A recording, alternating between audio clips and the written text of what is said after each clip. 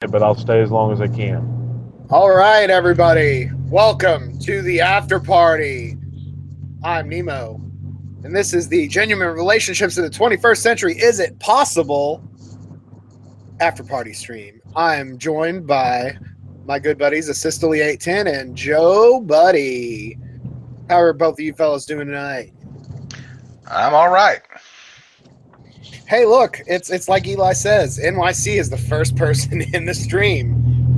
What's going on, NYC Korean MGTOW? And let's just open up with wild speculation about how bad is Eli getting it in the next room right now from Dana?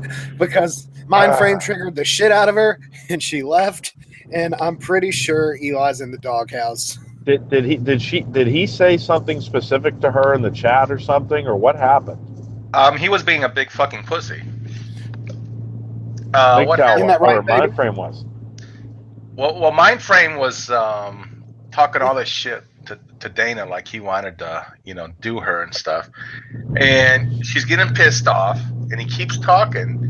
And this is going on for like 20 minutes. And Eli is sitting there reading all of the chat because he's talking about some people's comments, and he's ignoring the disrespect that he's throwing at Dana.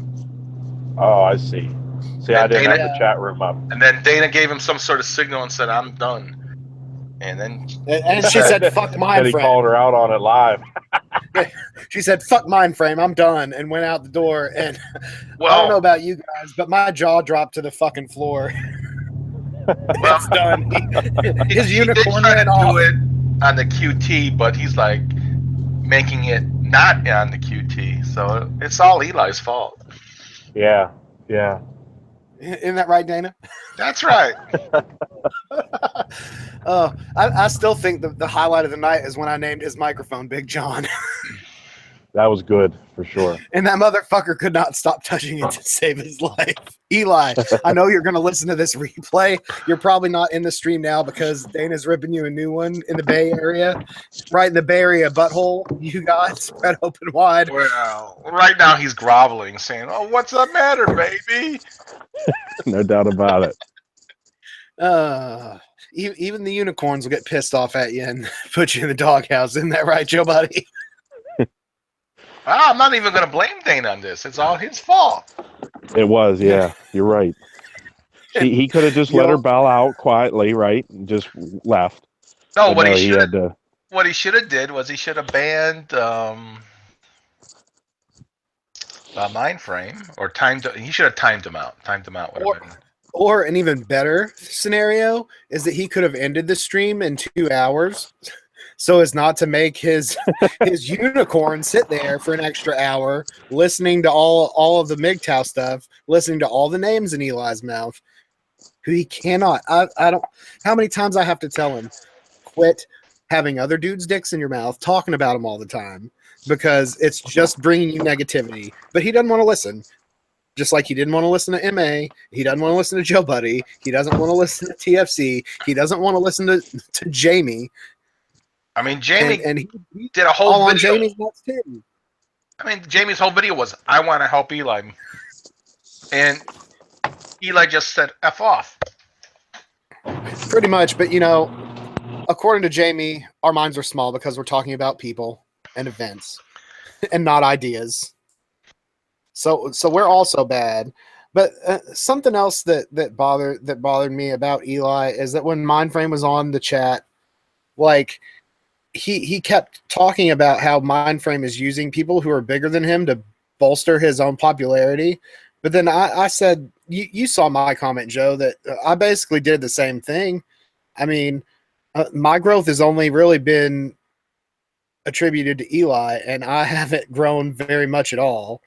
And Well, how much have you grown since this? let's see. Before I started doing my regular streams where I wasn't completely, fucked up, drunk, and passing out on the keyboard, let's see. I had 89 subscribers, I think, and now I'm at 107. So for me, that's grown quite substantially. And Mindframe is here. Hello, Mindframe. Welcome to the after party where we're talking about how Eli's in the doghouse. Yeah, mind frame. And That's like wicked brilliant. Like you're an And, evil yeah. genius. You're an evil genius. you trolled Dana. Isn't that right? That's right. Well, you know, it's my opinion that it's really all Eli's fault because he shouldn't have allowed it. Shouldn't have let you talk to his woman that way. And NYC says that Eli's a walking train wreck. I want to feel sorry for him, but he did that shit upon himself. Yes, he did. Yes, he did. And I'm going to say it. That's right. I'll say it all the time. Yep, that's right. But I like Eli. You know, I consider him a friend, but he does not take fucking advice. He doesn't. And it really just boosts my alcoholism because every time Eli doesn't take good advice and keeps looking gift horses in the mouth, you know, beating them, burying them, and then beating the grave, it just makes me want to drink.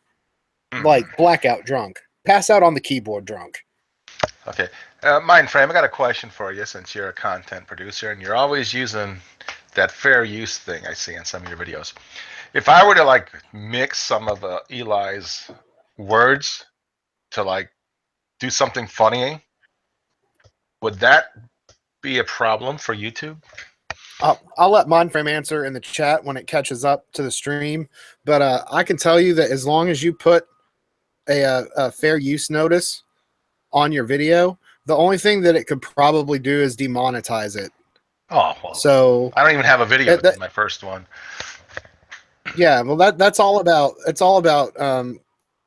You know, the whole fair use thing is if you're doing something original with it or providing what's the word I'm looking for? Your own like commentary and subtext on it, then you can actually use copyrighted material and not get like guideline strikes on your channel. All right. Because, you know, Charles was like putting it out there. Hey, somebody do something funny with this meltdown video on Christmas Day. And I'm like, you know, I have an idea. So that video, this is another thing that gets me is he's talking about how Jamie was getting butthurt. But I'm like, Eli, on Christmas Day, you made an 1 hour and 20-minute video about Chris Cantu. Who's getting trigured? And then you're getting triggered too, buddy. Then he said Chris Cantu has some big guns. I know, Eli. I mean, geez, he didn't even say no homo or anything. He was probably touching Big Sean at the time too. Oh my God. I realized tonight's genuine relationship stream was an open forum, but he really has to pick a topic and stay on the topic to avoid these kind of train wreck scenarios. And there were 5 of us. No, 6. 6 of us on the stream. There's what, Coach Eli, Charles, me, Rich Girl, who didn't talk, TFC, and Cyro. That's a lot of people. That is a lot of fucking people. I don't know if you've got the chat up, Joe, but NYC just said it's funny when you watch his old videos where he's all smiling and markety with that fake smile, and all of a sudden fast forward to his meltdown. Yeah, I got your chat. Yeah. I remember, I think I first ran into Eli after he had, like, Jamie reposted the video where he was the guest on the Purple Pill show. Okay. And I went to check out Coach Eli. I think he had, like, 75 or 100 subs. And I subbed to him. And once he started his fast downward spiral toward winning Cuck of the Year, it was just like a meteoric rise to a lolcow. So I'm watching Mindframe's video where he like Cuck of the Year, and I'm like, oh God, this Mindframe guy is really funny. And yeah, I do agree. MGTOW Mindframe, most of his subs did come from his beef with you, because I remember right before that, he was at, what, 200 subs for the longest time, Joe Buddy? And then all of a sudden it was like 530. Yeah, but he got that huge spike from Big John. Yeah, but I mean, I still haven't watched that interview. I really don't care to either. It's kind of boring because he like keeps interrupting John and saying stupid shit.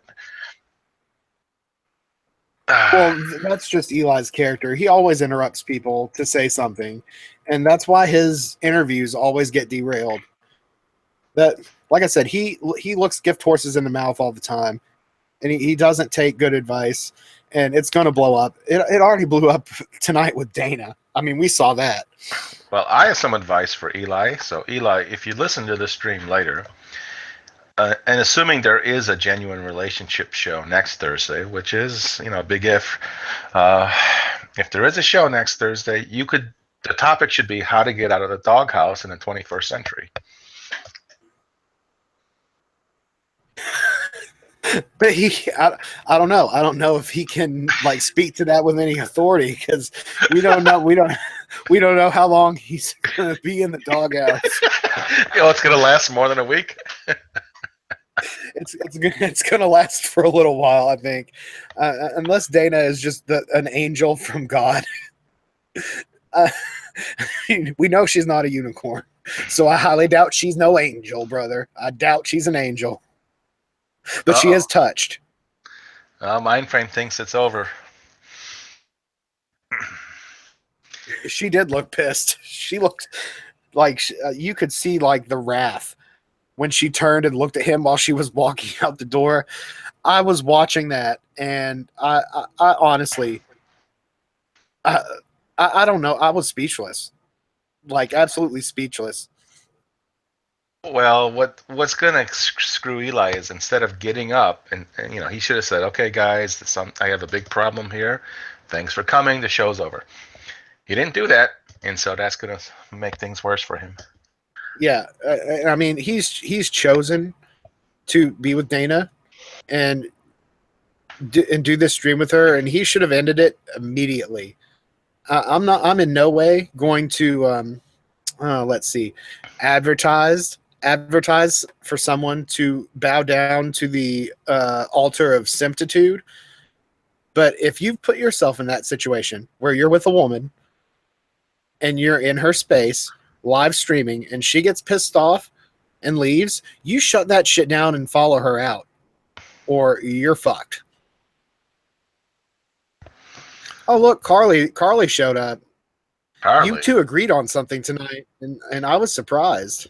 Well, look, I'm still not a fan of Carly, because she said that if I was one of her patients, she'd let me bleed out and die.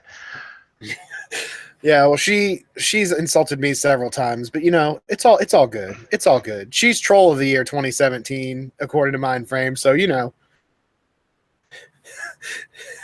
that means that every time Eli streams, there are 2 MGTOW Mindframe Award winners present at all times. That must be a phenomenal feat. Well, because Carly has a microphone, so she's talking about some microphone being better than the Blue Yeti. So I'm thinking Carly has another YouTube account. I don't know, but she would be more than welcome to join into the after party. I would send her an invitation. I just want to take a second. I'm trying to keep up with the chat and with talking all the time, but I'm not going to be able to do it. But it seems like the chat's blowing up. NYC, of course, is here, and MGTOW Mindframe. We've also got Michael in the house. Welcome, Michael. Carly Ellison, Troll of the Year 2017. Hey, Carly Boo, how you doing, babe? You can come on and talk. We're really anxious to hear your masculine, husky voice, just to prove us right. And that you're Carly, a man. Nemo, he's single, so you never know. Single and not looking, but I do have a vasectomy, so I could go Harlem style on it and not worry about getting sperm jacked. What happened? NYC wants to know what happened to the comments from Asystole810. I don't know, since he dropped out of the chat, but when he comes back, we will definitely bring that up. Jamie left me a message in Hangout. He got mad. Jamie deleted the comments. I didn't even see those. Is that what TFC was posting in our Hangout earlier? Those pictures he took? Yeah, he gave us screenshots of his fight with Jamie. Well, yeah, I'll have to go back over those and look at them, but I'm sure there was some butt hurt, and Jamie's got that Marty McFly syndrome, he calls it. But Carly said that she would both date and do Jamie, so she likes him. She's all about riding that cock carousel. And NYC wants to know how the beef started with Jamie. Well, when it comes to Asystole810, the artist formerly known as TFC Fan 2021, I think it was when I called in to the Purple Pill show when Jamie was the guest, and I couldn't get a word in edgewise between him, Charles, and Coach Eli. And I'm pretty sure that Asystole, when he was still on his TFC 2021 username, called Jamie low T, and he got really triggered by that. And I think ever since then, the last time Jamie was on, I think he got into a battle with him too before he co-hosted. Yeah, Jamie was pretty pissed off on the last show. He got triggered. He got triggered. That's all there is to it. And I still like and respect Jamie, you know, even though we disagree on some stuff, and this kind of shows a little different side of him that I didn't think existed. But I guess, you know, I'm just like that. There are people that I like and I respect them until they do something to fuck me over. Then I'll cut off all contact with them. But Jamie did get a little triggered on the Purple Pill show this week. It was really funny because that was another clusterfuck like tonight's show was, wasn't it? Wasn't that right, Joe Budee? That's right. But you know, Jamie, to be honest, he kind of does a bad job, in my opinion, the Purple Pill. So I wish he would just cut it out. I mean, he can't keep a woman, and he acts blue pill to me. And I don't know what he's bringing to the table. Charles has, he can say he's purple pill and actually defend himself. I don't think Jamie's doing the world a favor, because the MGTOW guys like Mindframe just think there is no such thing. It's just blue pill and, you know, a bunch of simps. And when you look at one of Jamie's videos, how can you argue with Mindframe? Yeah, that's true. I agree with what NYC just said, that he has this reluctant, I don't care attitude and gets triggered when he gets challenged. Yeah, and I think that's a facet to Jamie that he's always had, but it's before this point, he relegated that mainly to his comment sections on his videos, where he would get really, defensive and start comment wars with people. But there's been a visible paradigm shift in Jamie's content. And it all happened from that little point in time where he stopped doing regular videos because he was busy with his relationship. Oh, his unicorn. And when he and his Nawalt broke up. And then you can tell he had a little bit more bravado and confidence before that point. Then he cried for a week. Then he cried for a week on YouTube. I could kind of agree with that. I'm gonna be more pragmatic about it and say that he vented like he thought was best by talking about it on YouTube.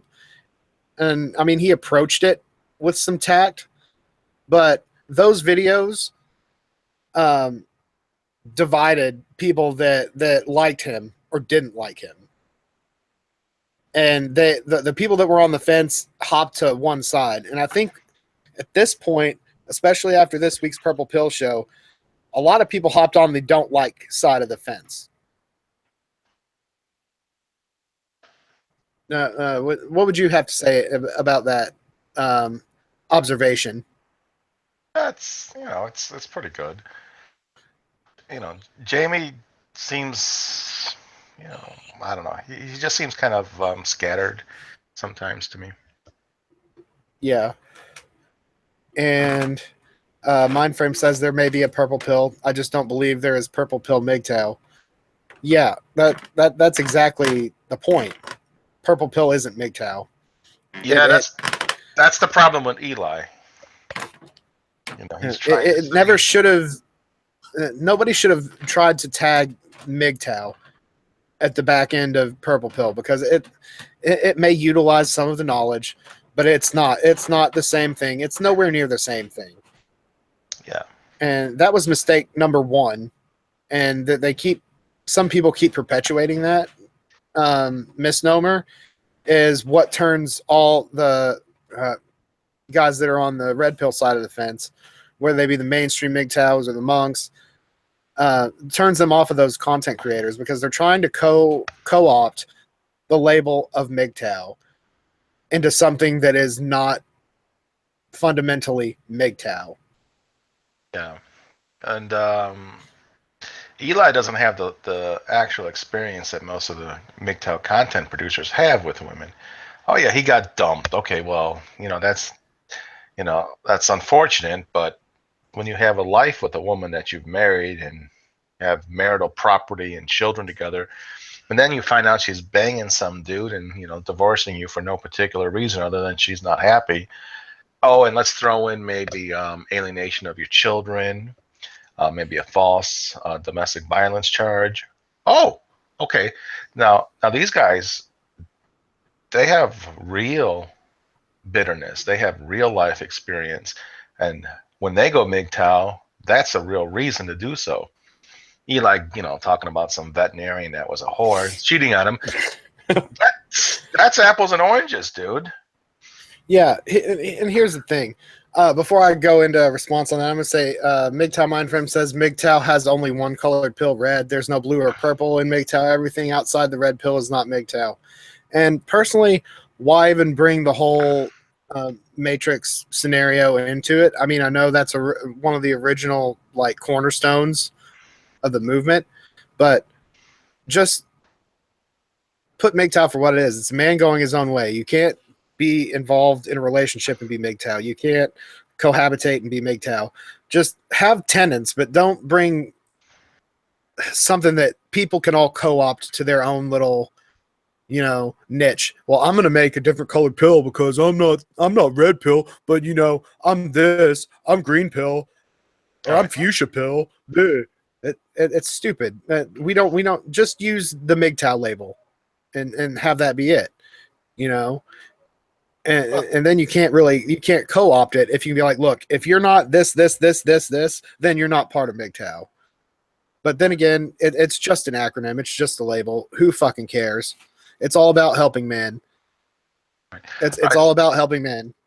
All right, so I don't watch as many Jamie videos as I think you do, Nemo, and Carly's here. She seems to have a thing for Jamie, so maybe one of you two know. Does Jamie use MGTOW tags? I don't even pay attention to tags. Or I mean, does he say MGTOW in his videos? He used to. He used to label them like MGTOW with a colon. And of course she's on the pill. You can't ride the carousel like she does if you're not on the pill. Oh, jeez. And I'll read a couple more comments for people who watch this on the replay. That Mindframe says red pill equals enlightenment. And he agrees with me though that he's never called himself red pill or any pill. He's MGTOW, and that's a good way to be. That way nobody can misconstrue what you say because you're using the proper label. You're not using some kind of cliche metaphor. And Carly's on the pill. We all saw that. And then Michael says, when you are in a relationship, you cannot go your own way. It's like walking out of the relationship, same time being in a relationship. Yeah. Yeah, but Michael, very, very good points. You might be going back home to your own apartment. I mean, I'm talking about Eli. No, but in his case, I got like a 30-minute drive from Dana's house in the Bay Area. The Bay Area is where it's at, man. I live in the Bay Area. You have to make 6 figures to get by in the Bay Area, Joe Budee. Yeah, that's just to rent an apartment, apparently. I don't know. Did you see all of his cool beer mirrors in his kitchen in that breakdown video? No, I was too busy feeling embarrassed on his behalf. I would say it was very dude bro-esque. Is Eli an aspiring dude bro? Is he at SP motherfucking I? Well, they don't they have a bunch of lumber sexuals up in that part of the country? Yeah, yeah. I wonder if there's a man bun underneath that Kangol hat. All right. So, if Mindframe actually wants to do this 3 versus 3, just how bad is Eli going to get his ass kicked? Oh, so bad that his permanently spread apart ass cheeks fused together. Oh. Oh, I'm sure Eli does make 6 figures, mind frame, but Lord knows what. He's an entrepreneur, so he might, might be stacking bitcoins and putting bitches on it. Oh, here's what Eli said this on a video, so it's out there. He said he does advertising specialty. Those are things you can put a company name on, which is just about anything. So he sells those products, and he says he sells insurance. Oh, yeah. And then his third job is being a life coach. I wonder if he has relationship insurance because he's going to need it after tonight. Yeah. Oh. Looks like TFC joined back in, but he's muted. When he unmutes, we'll ask him about what Korean was talking about earlier about the whole how the Jamie beef with him and TFC got started. Yeah, NYC, if you went on Eli's show, I don't know, but at least then he would have a reason to have your name in his mouth. At least then he'd have a reason to talk about you. Hey, Jamie's here. Jamie, this is a hobby, a newfound hobby that Nemo has of doing an after party, and I'd love to join him. Yeah, this is unfortunately the only other time I'm going to be able to do an after party for a while because normally I work at 6 in the morning on Fridays, but this week it's a vacation week, so I'm off. Okay. And Jamie, I would just like to say that I totally agreed with your last video on the advice you gave Eli, and unfortunately he did not follow any of it. Yeah, we both did. We both liked that video. And I mean, I pretty much said that in the video that I made in response to yours. And we do like our after Eli's show bitch sessions. I don't know if you really call that gossip, but whatever you want to say, man. Yeah. Well, I think Jamie was a little mad that after the last after party you didn't invite him into Hangouts.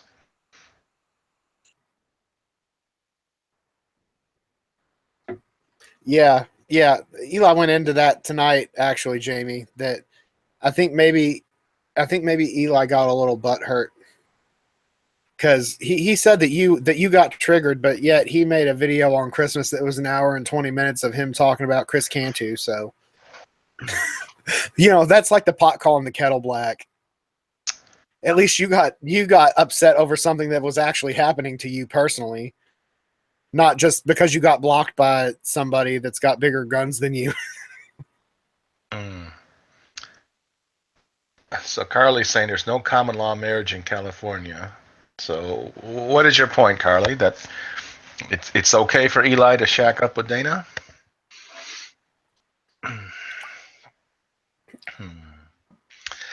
So I got a question for Jamie. Since the Purple Pill show is Eli's doing it is so disorganized, would Jamie ever consider doing it under the format that he thought would be more appropriate? And we'll have to wait. Yeah, that's a good question. Because Jamie did have some very concrete, advice, and it's from another content producer who's Purple Pill. So maybe he'll do it. Yeah, and not make it a gigantic clusterfuck like the past 2 Coach Eli streams have been. Just beating the grave of that dead horse.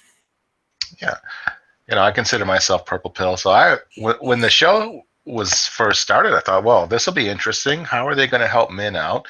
I thought it was about how to help men pick a woman or go through life and not get divorced rate and have other bad things happen to you. Yeah, actual show about what the title of the show makes you think it's going to be about. Yeah, but that's never what they talk about. No, it seems to be a gigantic rambling mess with no real topic. And if there is a topic, it's talked about very little. And even when I went on the show, like I think they did a pretty good interview with me on the Purple Pill show, and I didn't derail it like I normally do because I like trolling and shit. I don't even think there was a real topic on that stream other than the fact that I was going to be on there and they were going to interview me. Yeah, well, you're there to let Eli talk, I guess. I mean, that show has two personalities that like to talk. Knows when to concede. The fight doesn't really know when to let other people talk, I don't think. Which is why it's going to be nearly impossible for him to have a show where it's just one-on-one, him and whoever he's interviewing. It's just gonna break down, and the way things are going lately, it's just going to be him content creators' names. Yeah, so Jamie answered my question. So for a Purple Pill show, I'm more than capable of making a straightforward. Okay. Well, Jamie, if you do make a show like that, I would definitely try to catch the live stream if it was possible with my schedule. Just FYI, you already got one person who would like to watch it. I would watch it. At least being on topic would make it at least more structured than the current iteration of the Purple Pill show. Right. And Jamie said that small minds talk about people, average minds talk about events, and great minds talk about ideas. So we're hitting all of those marks on this show, aren't we, Joe Budee? Let's see, we're talking about people, and we're talking about tonight's events. Yeah. I guess we're talking about ideas.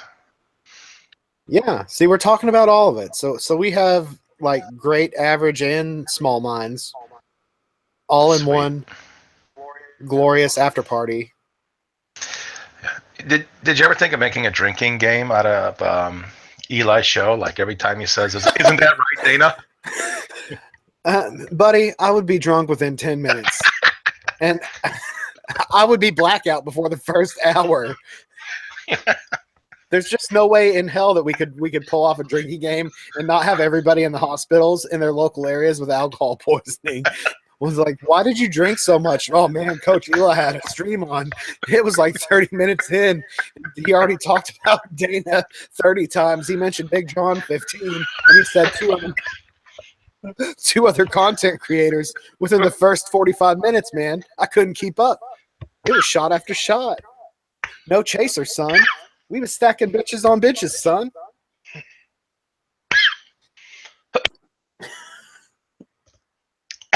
Sorry.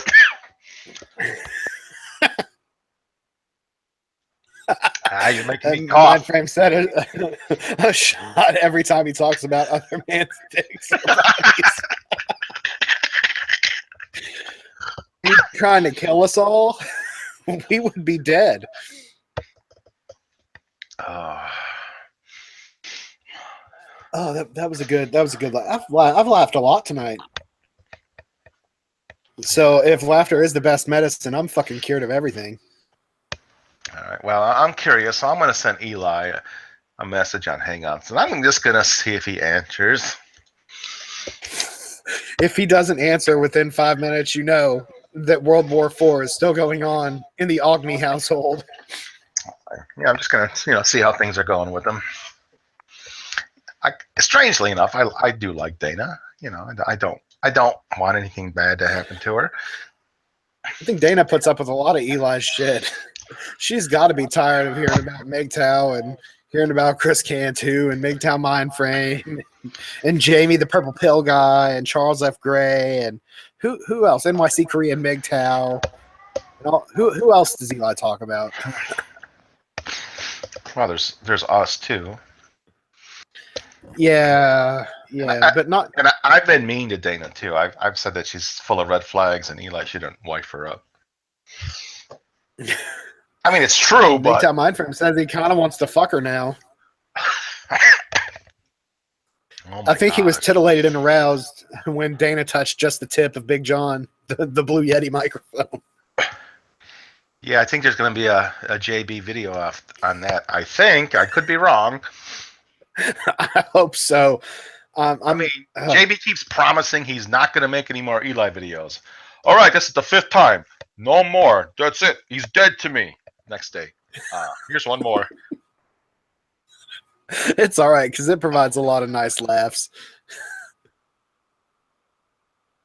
Yeah. So, are you going to do a video on this podcast, JB? He says you can count on it. Oh, all right. I gotta. Where's your live stream? Oh, there it is. I had the wrong tab open up. She does peg you. Oh my god. I wonder if she has a glass coffee table in her house. Maybe she makes Eli lie under, and Hey, Beard, you all can figure out the rest from there. Yeah, what's up, do you TFC? have blue collar to the core allowed to chat on the room? Because he says he's trying to chat and it's not coming through. I guess, but I have Blue Ball Brandon blocked. His actual Blue Ball Brandon email address is blocked. Can you maybe try to unblock him? I mean, it's your room. You do what you want, but he's trying to talk to Jamie and it's not going through apparently. But is he going to be nice to Jamie? Probably not. Right, I can't be bothered to try to click around while I'm doing a stream, so he's just gonna sit back today. He shouldn't have been a bitch. Oh He would have got blocked. Oh my gosh, the purple pill is saying Dana's got a big black dildo strap on. A double-headed dildo she goes back and forth with Eli with. Oh, that's shocking. Oh, Eli, I hope you make a video about that when you watch this on the replay, because I know you can't watch it live because the shit's going down right now. World War V. You know, there's like 5 purple pill guys or 4 purple pill guys on YouTube, and they're fighting. They're fighting amongst themselves. No, we didn't ask you anything, Jamie. You can get lost. You can troll as much as you like in my chat. I welcome all kinds. Well, I just hope that Eli sings another song. I hope so too, or at least give something that we could mash up and put to a backing track. Well, he did sing Sir Mix-a-Lot in one of the past podcasts, if you want to dig it out. Yeah, that's a lot of work. That's a lot. That's a lot of things to scroll through to see. Because I mean, then you'd find about 10 other things before you got to that you would like to clip out and make sound bites of. Because it's just like Eli keeps walking into it. It's like he's Charlie Brown, and every time that Lucy holds the football out, he falls for it every fucking time. Hook, line, and sinker. All right. So I don't watch Chris Cantu. Do you watch his videos, Nemo? No, I'm not a fan. I've always found him boring. I'm against the guy, but I don't watch his stuff. Yeah, I gotta admit, I find his stuff boring and can't watch a whole video. Mind frame. Eli wants to have like this thing with Chris Cantu. Would Chris even do it? I think he wants to get Chris Cantu to come back to the Bay Area so that so he can try to talk him into doing a Dutch rudder with him. What does that mean?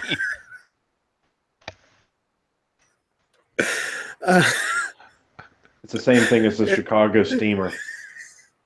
Jeez, I live a sheltered life. I'm going to have to go to Urban Dictionary. I can't explain it without laughing, but look it up. It's very funny. Okay. And you'll probably, if you're drinking something, it'll probably eject from your nostrils when you read about it. Okay, what was it again? A Dutch rudder. Okay. Oh wow, 10 viewers. That's more than Eli has at any given moment, isn't it? Dutch rudder, having someone complete the act of oh jeez. Okay, let me read. You know, he keeps talking about Chris Cantu's guns. Having someone complete the act of masturbation by pulling up and down on the forearm while The male holds his own penis. The hell does that mean? I don't even get it. All right. After Wait, we- somebody's moving your hand for you? yeah. After the live stream ends, whenever that is, probably be about 2:00. I'm going to shut down. After it ends, go on YouTube and look up Dutch Rudder from Zach and Miri Make a Porno, and you will laugh your ass off. All right.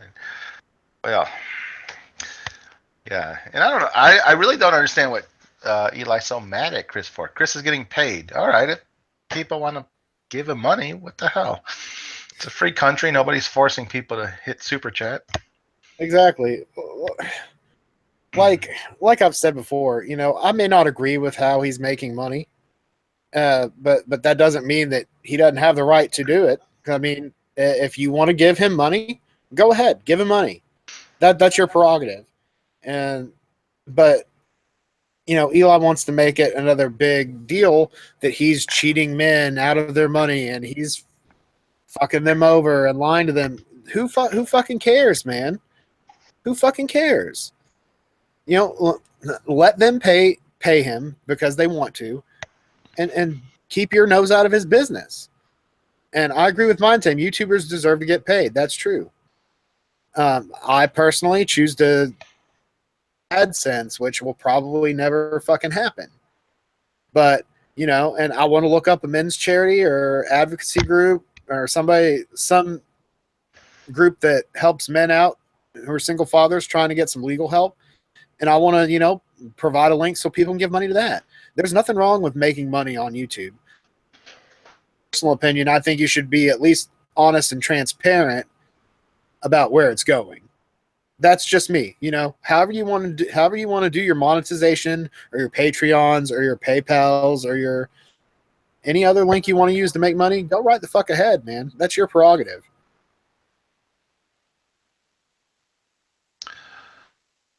Well, Jamie's talking about his facial hair in your chat. That's just... Blue Ball Brandon made a new thing, I think. Is that who the He-Man Woman Haters Club is? Is that Blue Ball Brandon? It's not me, I swear to God. I don't have enough fucking free time to be making multiple accounts. So Blue Ball Brandon's the guy that has a sex room, and him and his wife do stupid stuff in it, right? The king of the fucking simps. And dude, I know it's Little Rascals, man. I know. I wasn't born under a fucking rock, dude.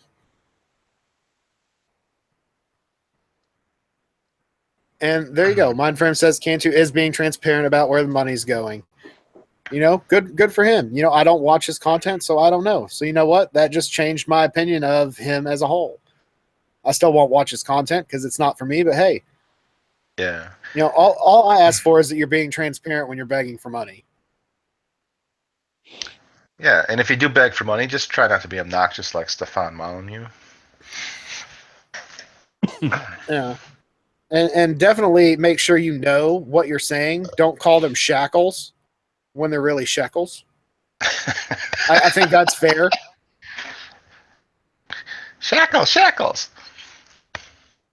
You fucking shackles, man. Give me them shackles, man. God damn it. Isn't that right, Dana? That's right. Who? M.A.? Let's see.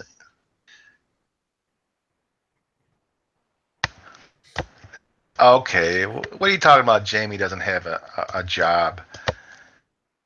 I always see Jamie driving his car on the YouTube. How does he have that car if he doesn't have a job? And he's Jamie, obviously making money from somewhere. And Jamie, why is the steering wheel on the wrong side? This isn't England, for goodness sakes. Mirrored. Yeah, that mirrored video, it throws me off. I thought you were from Australia or something for a long time. Oh, nice. Oh. Lexus. You're going to attract some gold diggers with that. Uh-oh. Phone flips the video. Yeah, I figured that out when I realized you live in Florida. But for the longest time, I thought Orlando, it was Australia. Florida, the most tourist place in the world. I feel for you, bro. Living in Orlando, that place sucks. Well, it depends. I mean, if your dream was to work in the Magic Kingdom, then it's great, right? Yeah, yeah. If you like, lots of people from out of town. I've over 20K saved up. For a poor person, that's pretty good. Well, there you go.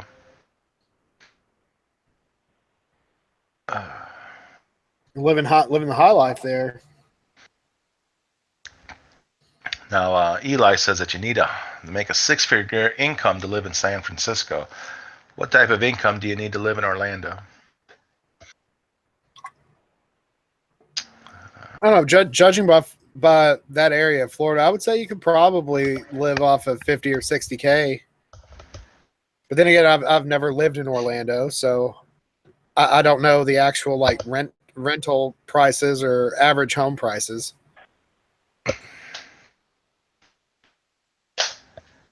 Yeah, that place is a little crazy. I took my family there on vacation one time, and I went during the worst time, like between the Christmas break between Christmas and New Year's.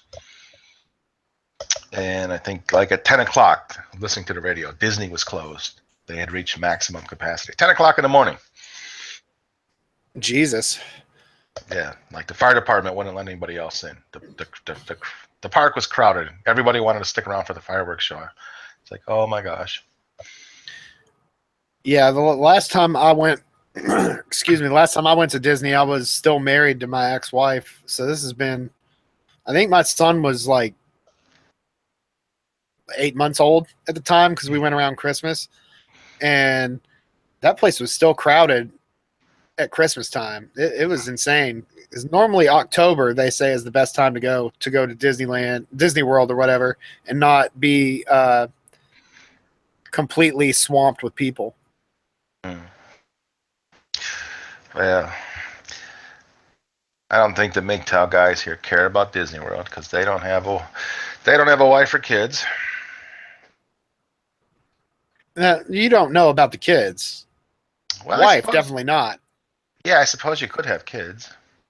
Mindframe actually, he said he moved close to his daughter in one of his videos. Yeah, I would say though, being a single father, I would not take my son back to Disney World. It's just a big drain of money. Okay, He-Man Woman's Hater Club, ask your question. We'll give him a couple seconds because of the delay. Yeah. There.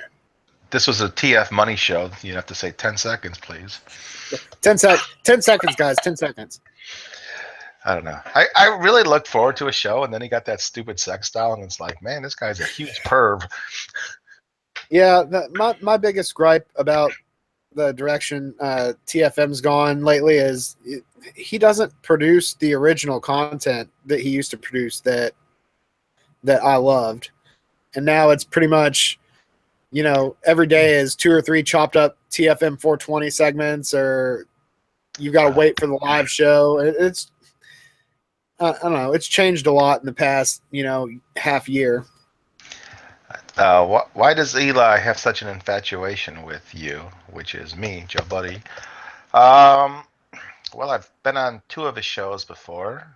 I think he couldn't line up a better guest to be perfectly honest. So, Joe, you want to be on my show? I said, okay. And I have a mic, so, there, it's all good, right? And while I do, joke around with Eli like I'm doing tonight, I am, willing to talk with the man. Yeah, the 3 of us have been around Eli's channel since he had less than 100 subs or less than 200 subs. I think he may have had 110 when I first subbed to him. So we've been on his shows pretty much for the most part. Well, so he's got a hard on for all of us. Well, I hope not me. Anyway. Especially you. I was subbing to Charles's channel. And so when Charles was doing his show, I would subscribe to. I started watch it on Eli, so I just subscribed so I can get the notifications.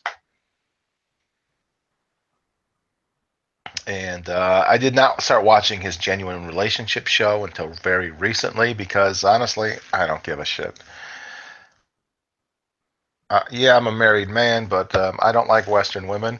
I got divorced, because I had an American woman who said, "I'm not happy. What do you want? Fucking more of everything, you dumbass." Oh, well, go fuck yourself, I said, because I'm tired of giving you more than everything because nothing I do makes you happy anyways. So, with an attitude like mine and a woman who wants more of everything, I got divorced against my will. So I went abroad and got a non-Western woman as a wife. So I don't really care about genuine relationships because I don't have a Western woman. But then Eli has had his meltdown, and I've been watching his show more for the entertainment value than for the content of his genuine relationship show. Yeah, the genuine relationship show is just kind of derailed. You were on it last week, wasn't it? Wasn't it last week, Joe, or the week before? You were on it, and you barely got to talk. Yeah. He wanted to interview me and get my ideas, and he had Dynamite Rabbit on. He had Charles. No, not Charles. Well, I don't know. He had a couple other guys, and then a caller, and I barely said anything.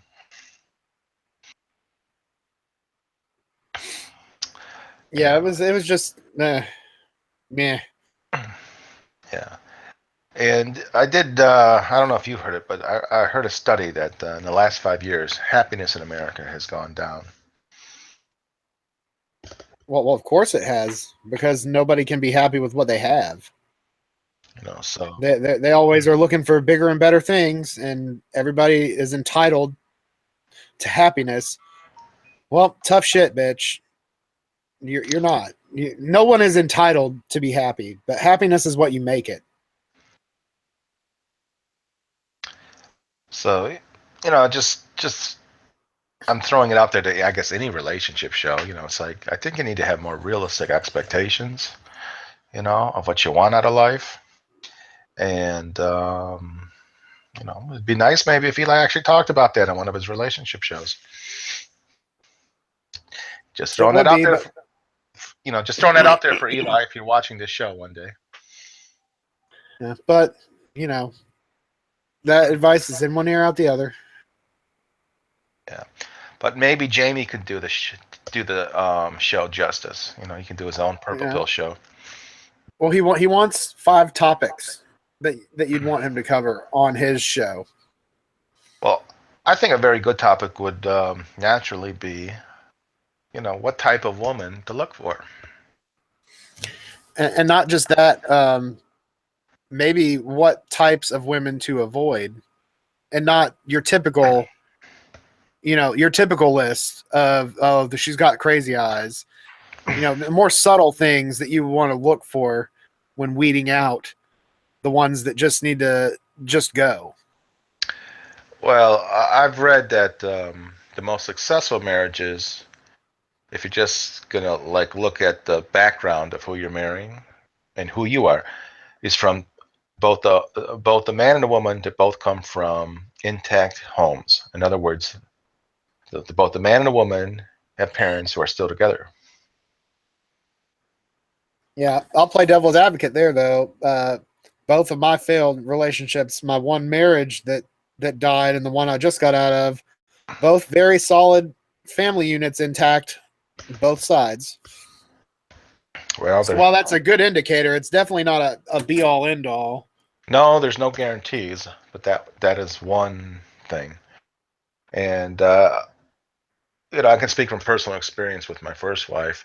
She had really messed up childhood. When I was dating her, she'd tell me these stories, and I'd be like, "Oh my gosh, it sounds so bad." Okay, well, it's not her fault, but as a man, you should probably pack up and go. No man told me that, so I just kept on seeing her. Right? Well, a girl who's messed up as a child is gonna be probably messed up as an adult, and that'll be your wife. Odds are very good. And I'll also agree with Jamie. Said that he could make the argument that he's more fucked up with his parents never having divorced, and I feel the same way. Oh, But the odd family dynamic, even though we all love each other, we all have our bugaboos and our fucked up way of showing our love for each other. So sometimes even successful families can have a little bit of traumatic impact, I guess you could say, on their offspring. but just because you're not divorced doesn't mean the family's, good. It could be all messed up in other ways. Exactly, which is why I can see that I see that point. Yeah, yeah. Yeah, I mean, suppose you have an alcoholic as one of your parents, and the other spouse doesn't leave. Well, okay, that's not a broken family, but it's not a healthy family either. Huh. I think we know somebody that's in that kind of situation. Don't we? Yeah. Don't we talk to somebody all the time that's in that situation? Yeah, as a matter of fact, we do. Yeah, he's muted right now. Well, he's probably dealing with the wife right now. All right, Jamie, thanks for stopping by. Thanks for stopping by, Jamie, to the After Party podcast. This is Howard Dare making an appearance. Just make sure you like, comment, share, and subscribe, as I plan on having more content for you. You have to say thank you, MGTOW, after that. No, thank you, MGTOW. Thank you, man. There you go. Now you're doing him justice. Now it's an official Howard Dare video. That's right. Gee, I hope he doesn't flag your channel for stealing his shit. Well, I at least do a good impersonation. He would have to give me some sort of credit for that. That's true. Maybe he could name drop me on his channel, and I could get all the shekels. Isn't that right, baby? Isn't that right? Hey, Asystole810, you gonna give me some shekels? Hey, I'll give you something, all right. Hey, my kid's screaming. I'm gonna go see what's up with him. I'm gonna mute. Hey. Uh-oh. All right, Joe. But after that, you're supposed to say no homo, TFC. Because that sounded very, very suggestive. What? That sounded like you were going to come over to Howard's house and, try to stick something in his rectum. And I don't really like that. I don't swing that way, even though I'm a MGTOW. Even if I was going to have sex, it would probably be with a female. But, I would just pump her and dump her because I'm Howard Dare. I love it, buddy. You know that. Yeah. Where did my buddy go? He left. He had to go get some sleep for his job tomorrow. Yeah. He had to go do artist things and get some sleep. That's cool. But I'm gonna just say, don't get butthurt, Jamie. I still like you. I still respect you. I can't speak for TFC, but this is from me. So far, this has been an interesting after party. Yeah, I think so. And we had Mindframe, we had NYC Korean MGTOW, we have Michael in the chat, Carly Ellison was here. Let's see how many other people's names I can have in my mouth. The Purple Pill guy was here. It's just been great. Isn't that right, baby? That's right, Dana? That's right. We have 6 watching. Yeah, we did have 10. I thought I was going to get all the shekels. Oh, wow. All those shekels are coming to me, just like Chris can't do. Isn't that right, baby? How about that guy, the guest on his show? He just sat there. He said like 3 words. And he's been on his show before. And What's his name? think Rich Gural. Yeah, that's it. But I think Rich his name is like pronounced girl, but it's Rich Girl. Gural. But I think Eli definitely underutilized him. If he was going to have him on the show, 1 second. Oh, you're fine. Mute away. I'm going to keep talking. I think that if he was going to have Rich Gural on his show, Rich Girl, however you want to pronounce his name, he should have actually had a topic or had a guest. of something to talk about, because this guy is a relationship expert, I'm pretty sure. And I think that was a gross underutilization of a very good resource. While we all had fun, I had fun. I named his microphone Big John, and he can't stop touching it. That was great. But to have somebody else co-host and not really give them any kind of platform in which to speak on, it was a little disheartening to me. And I don't know Rich personally, but if I was him, I probably would think twice before agreeing to co-host again, unless there was some sort of structure to the live stream. But again, that's good advice that Eli's not going to take. As much as I love the guy, he's just not going to take the criticism about how to run his show. I mean, I think he's starting to nut up a little bit sometimes with telling us to shut up, but he still lets the guests control the show. Yeah, for sure. I agree. But still, it was a good time. I think some fun was had at Eli's expense. It's entertainment. It's always the least entertainment. And Jamie's expense. You know? Yeah. It is always entertaining. I'll admit that. Oh, sorry, just clicking around on my notifications. I see Charles F. Gray posted another video. Isn't that right, Dana? He-Man says he only nuts up when Dana's around, huh? He must have created a new email to get through your block. Yeah, he doesn't nut up. He dicks down. and gets pegged. One day he's going to take our advice and he's actually going to nut up and take control of his stuff. But I have a feeling that that's a long way in the future. Yeah. That was still really funny whenever Dana got up and did that. Oh, Lord. I can't wait to watch what MGTOW Mindframe does with that video, because he took video. He was recording it when she walked out. Yeah, I gotta go back and rewatch it. Said fuck Mindframe and left.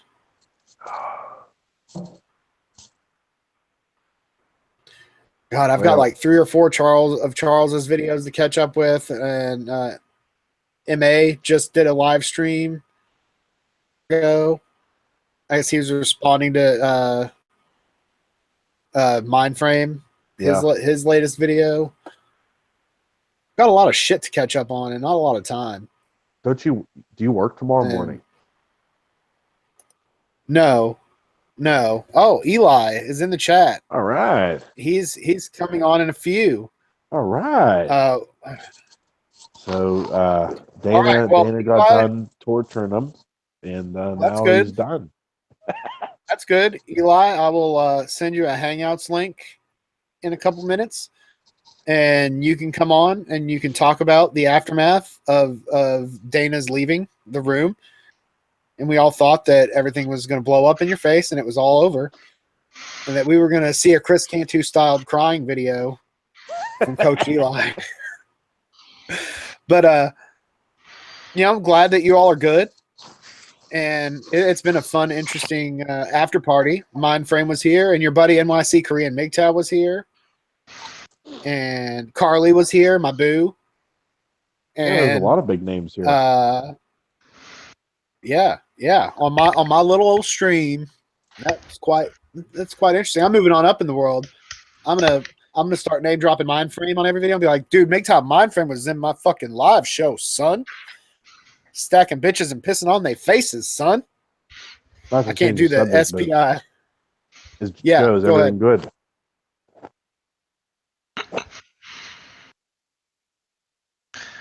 Wow. So are you on your way home, Eli? No, he says he and Dana are cool, bro. All right. Yo, son, this is SPI, son. Him and Dana's cool, son. He's putting another bitch on it, boy. Stacking bitcoins and fucking him in the butt, son. That doesn't even make any sense. I know. SPI. I don't do it as well as MA does. Oh, apparently I have 109 subscribers now. Look at that. I'm moving on up in the world. Nice. That's because you're I'm shooting off- networking with Coach Eli.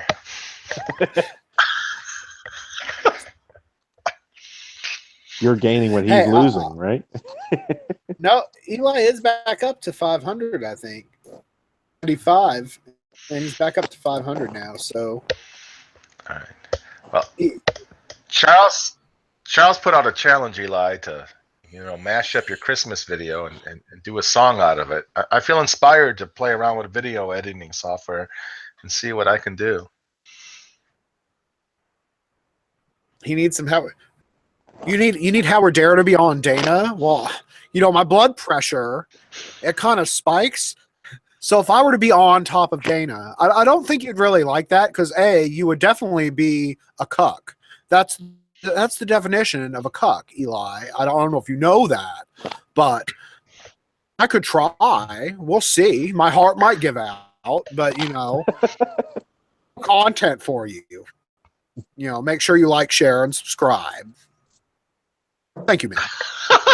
Dana's here too. All right. Oh, To be clear, Dana's I'm not here. Isn't that pissed. right, babe? Wow. Wait. Is it the real Dana or is Eli on her computer? That's her. No, that's her. Yes, but is Eli on her computer? Okay, here's how we'll prove it. Eli, when I send Eli the Hangouts link, turn your camera on and talk with Dana in the room and have Dana tell us that she did type that. And maybe she could clear up the situation. If nothing else, that could bring my live cast some more views. And I can, again, use you as a springboard, Eli, to get a few more shackles. Shackles? Shackles, not shekels. Shackles. Fucking Chris can too, taking people's shackles. Taking them shackles, son. But I kid. Actually, I'm going to go ahead and send Eli the link. That way we can get proof of Dana, and I can, after that, let Eli talk for a minute while I go relieve myself because I've drank 2 or 3 Diet Cokes since we've started this cast. Yeah. All right. Eli, I was asking Nemo if we should do a drinking game. Like every time you say something about another content producer or say, "Isn't that right, Dana?" But Nemo said that's a bad idea because everyone would be have alcohol poisoning at the 30-minute mark. I would. Because I drink that Big John shit. Not really. I don't drink scotch. I'm not that wealthy. I drink bottom shelf bourbon because it's cheap and it gets me fucked up. All right, I've sent you a link to Hangout. You can join. I gotta run again. My kid's crying again, and my wife's passed out. I don't know what's wrong with her. She might be sick. She's not drinking, is she? No, she's not drinking. But normally, normally she wakes up. I don't hear the baby first. Hold on, I'll be back. All right, go ahead, Joe Buddy. TFC, are you still on the line? Yeah. Oh, okay. No reason for punishment, says Dana. Huh. Wow. That's a lot different outcome than what we originally thought. We thought of the worst. At the time, Dana seemed very upset, and Eli really was kind of barking at her a little bit. She was kind of barking back a little bit. It was just like a weird exchange. Eli could have just let her like gracefully leave, but she didn't. He didn't. He had to say something. So, 110 subscribers now. Look at that. I'm gonna get all of them shekels. All the shekels are gonna come to my channel. Oh, Charles, I think the new mic is probably nestled between them still. You gotta keep Big John right between them. Might be used as a sexual punishment toy. Who knows? Judging by the chat earlier, I don't think that would have been a punishment. I'm glad Eli had missed that because he would probably have gone off on Jamie, the purple pill guy, who was here in the chat, Eli, and really, literally just left like 3 minutes before you came in. Nestled. Wow. Hopefully it doesn't rust. Yeah. Well, if they properly dry it off after they use it, Yeah. it'll keep it in pristine working condition. Oh boy.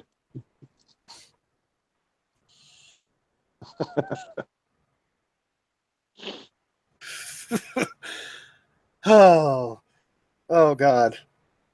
That's Please, the no more. the visuals are just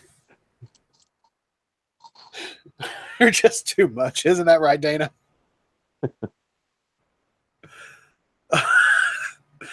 He should give it arms and let it hold a bottle of scotch. Shekels.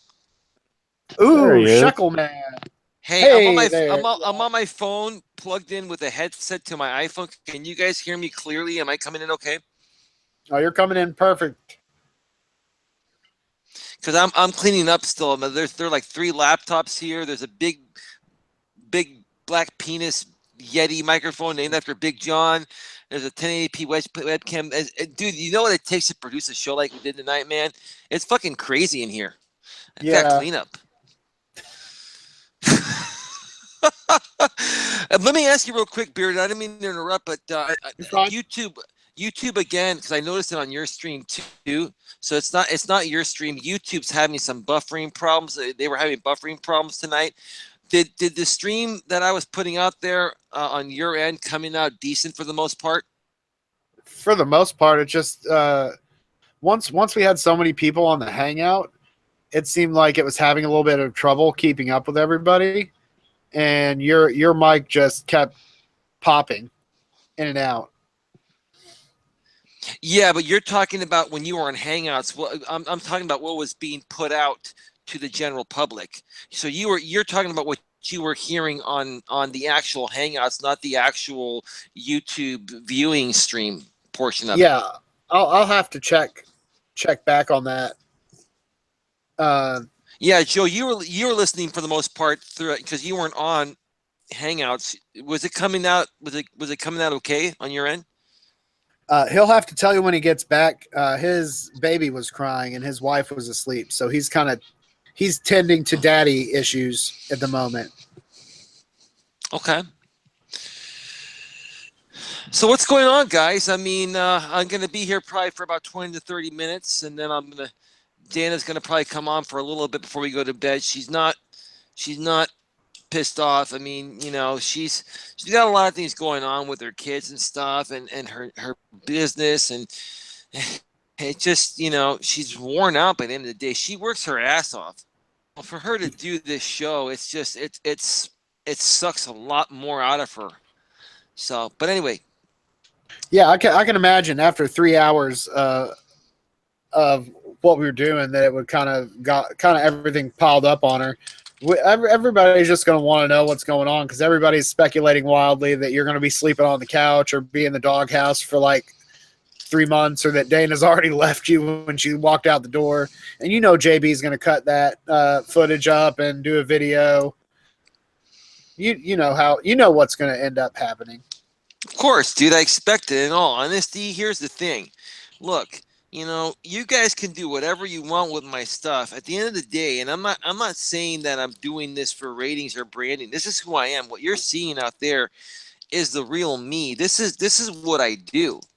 Now, if I can have fun while I do it and create some great entertainment for some guys while being the real me, which this is no act, guys. I hope you guys realize this shit's not an act. I call people out that I feel are fucking misguiding, misleading people or ripping people off. I've always been like that. So, you know, what you see is happening in real time. Yeah. And if they want to cut a track on it, go for it, man. I'll tell you what, you're helping me out in a weird way. And look at you, Bearded, 110 subscribers. Let me just say one more thing about that. I'll turn it back to you. Is that all right, man? Yeah, you're fine. Go ahead. So 110 subscribers. you had like 98, 99 subscribers when I first started coming on your feeds, and I remember you were talking shit about me not being here, but you were doing it in a friendly way. I know you weren't pissed, but I heard that, and I started, I'm like, okay, I didn't even know you were doing streams all of a sudden, and then I started come into all the streams and look what's happened here. I'm not taking credit for you getting subs, but look at what this networking has done. And I know you're a humble guy, but look what it's done for you, your ratings. You're now known as the after party guy. Charles F. Gray, Coach Eli, maybe if MGTOW Mindframe does one thing. And let me tell you one thing about MGTOW Mindframe. As much as I don't appreciate half the shit he's done for me, there's a method to his madness. He's been in every one of my chats lately, right? Yeah. And in some sick way, I'm not saying I'm all that. I am helping the guy's ratings. The guy is growing off my how do I say this? Facade cuckery, however you want to put it out there. What are your thoughts, man? Bearded. Excuse me. I think everybody can benefit from the networking, and if it's from what we're doing, where you're coming on my streams and I'm on your streams, and there's that kind of recognition, or with what Mindframe's doing, and basically this whole Cuck Eli thing, and that just gives you more traction because more people come to your videos, and it doesn't matter if they downvote 120 times. That's still 120 votes, regardless of the outcome. Dude, that's 120 views and paid views on top of that, and watch time on top of that. Exactly. So if they watch for 5 minutes, that's 5 minutes of watch time. Yep. That helps. Yep. That helps your channel. So even bad publicity is good publicity. Now, that may not end up with more subs for you, but more watch time and more clicks on the thumbs up, thumbs down. And the more times people share your shit, whether it's they're cutting it up and splicing it together, or if they're hosting it and mirroring it on their page, that's all driving traffic to the Coach Eli brand. So yeah, fuck it. It's all giving you good. It's all giving you the shekels. You're going to get some shekels from AdSense and from people watching your stuff. So a lot of people see all that negativity and get butthurt about it. But like you're Jamie? Taking it, yeah. I mean, I guess, yeah. He'll get triggered about it, and he'll block trolls. He will. Which that's his prerogative. More power to him. I still like and respect him. But I'm not a troll. I'm an actual person. And like I said on that video, I responded to Jamie with, when I came on your show, the Purple Pill Show, as a guest, I did not come on as a troll. I came on as a guest, and I treated it as such. I mean, not to say I didn't have my fun. And, we didn't talk about Candy Cane Lane with Charles, but the troll, I wouldn't take a guest spot seriously. It would have just been a fuck all. So I don't know where I was going with this, but there's some things that Jamie's taken seriously that I wouldn't take seriously. And I'm not a troll. Joe Budee's not a troll. TFC is not a troll, even though he trolled Jamie pretty hard on that stream. If he would come around to your videos, he would see us in all the live streams in the chat, blowing it up. It wouldn't make a difference. He's on the outside. No, he's just a spectator, which is fine. That's his prerogative. It's Jamie's personality. It would not make a difference whether he knew these people or not. He thinks these guys are being hateful and spiteful and just like being mean and stuff. And he can't decide. People like Jamie in his state of mind, his emotional state of mind, okay, cannot decipher the difference between playful banter, hate speech. Yeah. You know what I'm saying? Does that make sense to you, Bearded? Yeah, it makes sense to me. And, that is just Jamie's personality, and that's fine. But he's going to get people trolling him like Mindframe and all of that group, and he's going to get upset when TFC trolls him, and I don't know. I don't think sometimes that he has the ability to deal with negativity in the most positive manner. Maybe that's just my observation, though. I could always be wrong. No, I feel the same way as you do, and it's like, look, I don't know if Jamie is done permanently. I don't know. Maybe he is. Maybe he isn't. I don't know. But in all honesty, I'll be honest with you, man. I hate to say this, but I think the way he handled himself on the show the other night was very unprofessional. I mean, there was no professionalism at all in the way he responded. He thought he was being professional, but what do you guys think? Do you think he was being unprofessional? Well, maybe a little bit, but I think he was just reacting to what was happening.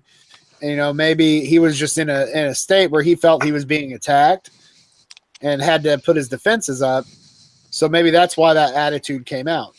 But, if he wouldn't have gone to bed already, he could defend himself. But if he catches this on the replay, which I don't know if he will or not, he can defend himself on that. But, I think he could have been a little less reactionary and maybe Charles F. grade that a little bit and approached it with a little more tact and poise. Okay. But that's my opinion. Joe Budee, I'll let you give your opinion on this to Eli while I mute and go use the restroom, and then we can discuss a little bit with Dana before we go off. So I'm muting now. Go ahead, Joe Budee. Well, I heard this somewhere recently. Small minds talk about people, average minds talk about events, and great minds talk about ideas. So did we talk about ideas tonight on the show, Joe? Talked about people tonight, and I heard that from Jamie on that response video he made to your show. That's what he said. So I don't think Jamie likes all the talking about other people so much. Well, I mean, isn't that what everyone does in the media? I mean, how the hell are you going to create relationships if you don't talk about what other people are doing? How do people get ahead? How are people that are doing something wrong, get stopped? I mean, seriously, what do you think, Joe? Do you think that Jamie was out of line or what? Are you talking about what, TFC? With TFC, the situation with TFC, do you think that Jamie was out of line? No. I think that as your co-host, that he should have had a little bit of authority, and you really didn't give him any leeway. It's his right to not want to deal with that crap.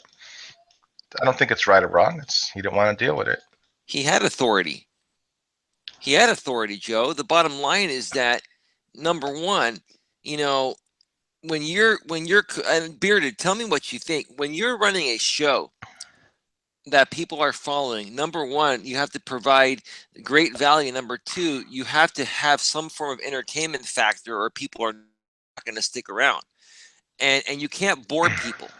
And the bottom line is that I love Jamie to death, but in all honesty, Bearded, be honest with me. Do you think that sometimes, Jamie's not the most enthusiastic guy to listen to? There's no passion coming from him. No, seriously. Nemo's AFK right now. Okay, so Joe, do you think he's not enthusiastic, or? Yeah, he's very laid back, and he has on one hand he's like yeah whatever, and then on the other hand he seems to get triggered, and certain things push his buttons, then he gets really mad. So he's a ticking time bomb. I don't know if it's a ticking time bomb, but he has he can be brought to anger quickly. And he said it himself. He has something called Marty McFly syndrome. He doesn't like to be bullied, and he doesn't like to see other people bullied. So if that happens, he goes, and that's one of the things that gets him really mad. Okay, with that being said, do you feel that he was being bullied? Yeah, I think TFC was coming at him for no particular reason, other than he doesn't like him. I don't think TFC was bullying him. Well, Talking shit about somebody in a playful banter type of way doesn't mean you're particularly bullying them. that's true, but Jamie doesn't want to deal with it. So No, yeah, Jamie is just emotionally weak at this time because of what he's been through. I'm not trying to kick a man down. I like the guy, but see, look but at he's how your much but he was going to be your co-host, so you gotta compromise. I did. You gotta deal with what both of you guys want.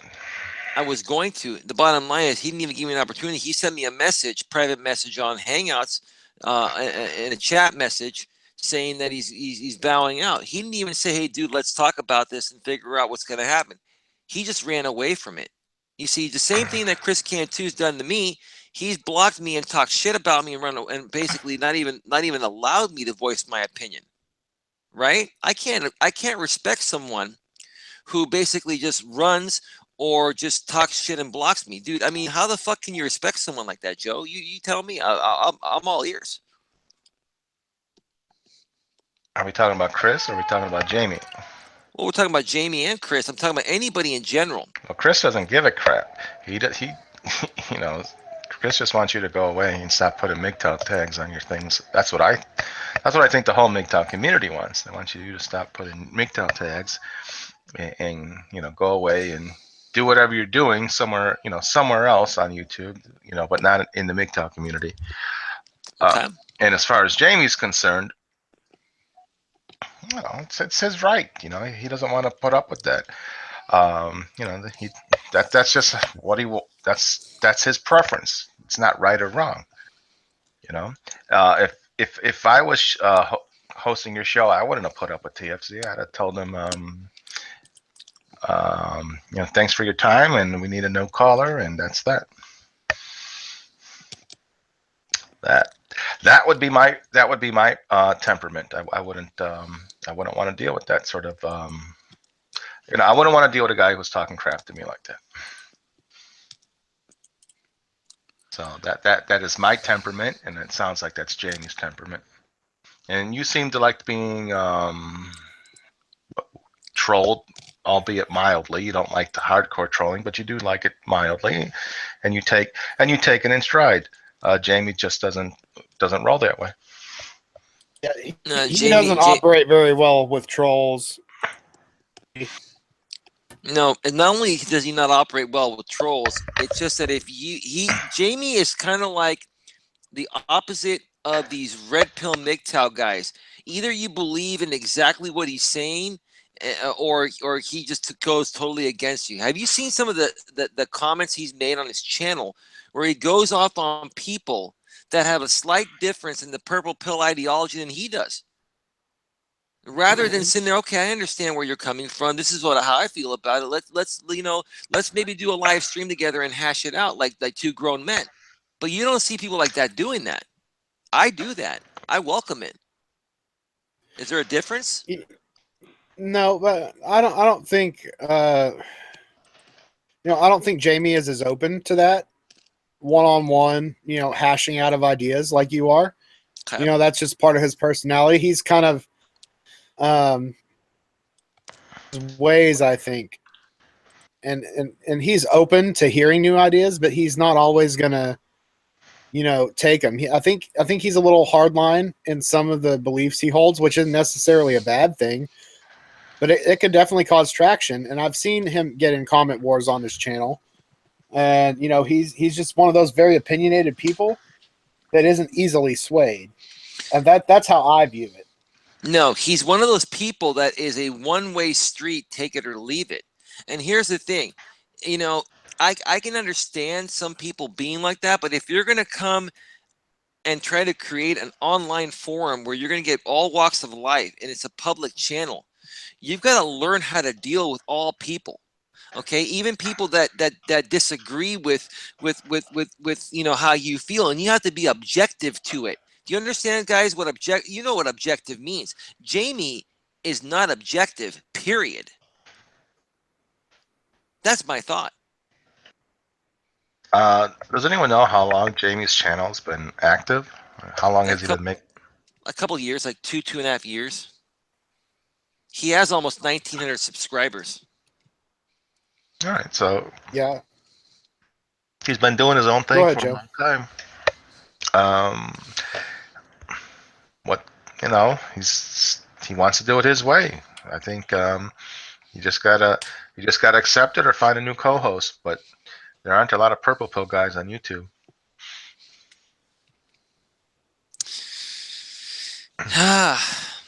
Yeah, throw me some shekels and let's call Um, it a day. I mean, No, go ahead. I mean, you sound blue pill to me, so I'm just gonna give you the benefit of the doubt that you're purple pill. You're gonna wife up a single mom with 2 kids, so that sounds like blue pill territory to me. But giving you the benefit of the doubt, Eli, who else is purple pill that you're aware of? Who else is purple pill that I'm aware of? Yeah, I'm not quite sure. who's purple pill and making videos on YouTube. There's Charles, there's Eli, there's the purple pill, Jamie. Who else? No one that I know of. I was Well, looking for purple pill channels, and I found Jamie's channel looking for purple pill channels. so I think now we are having a meeting of the minds where you need to cooperate with Jamie. You don't need to have Jamie cooperate with you. You gotta make it work with his personality if you want to co-host, because Oh no, I just Joe. Yeah, With that all doesn't due mean you have respect, to cave into him, though. It doesn't mean you have to no. cave into him. You just have to find a way gotta to respect. let bygones be bygones. Yeah, you gotta respect. You gotta respect that he doesn't want to deal with people screwing around with him like TFC was. Guys, here's the thing. Okay. I respect Jamie, but just because he's at a purple pill channel longer than me and he has more subscribers and he's one of the few that's creating purple pill content doesn't mean I'm going to kiss his ass. And I know that's not what you're directly saying, but here's the thing. I create my own stuff. I'm not, how do I say this? I want to gain traction and help people and collaborate with people, but I'm not going to kiss somebody's ass to collaborate with them. There are too many people out there that are willing to work with me, that are approaching me in professional ways to work with me, just like Rich Girl and just like Sarah LaCourte and several Dynamite Rabbit. I've got people that respect me and I respect them, and we just kind of flow. And I didn't go out there and kiss their ass. They came to me and they were happy to participate, and they're humble people. Well, So go ahead. Rabbit's a monk, a MGTOW monk. Okay. And I don't know Rich Girl, so is he married? Is he a monk? Is he No, he's not a monk. He's a single man in his 50s. But does he date or is he going MGTOW? What's his? No, he dates. He basically watches the MGTOW videos, but he does not consider himself, red pill MGTOW. If he had to choose one of the pills, he would identify more with the purple pill. So Okay. he's not a guy that's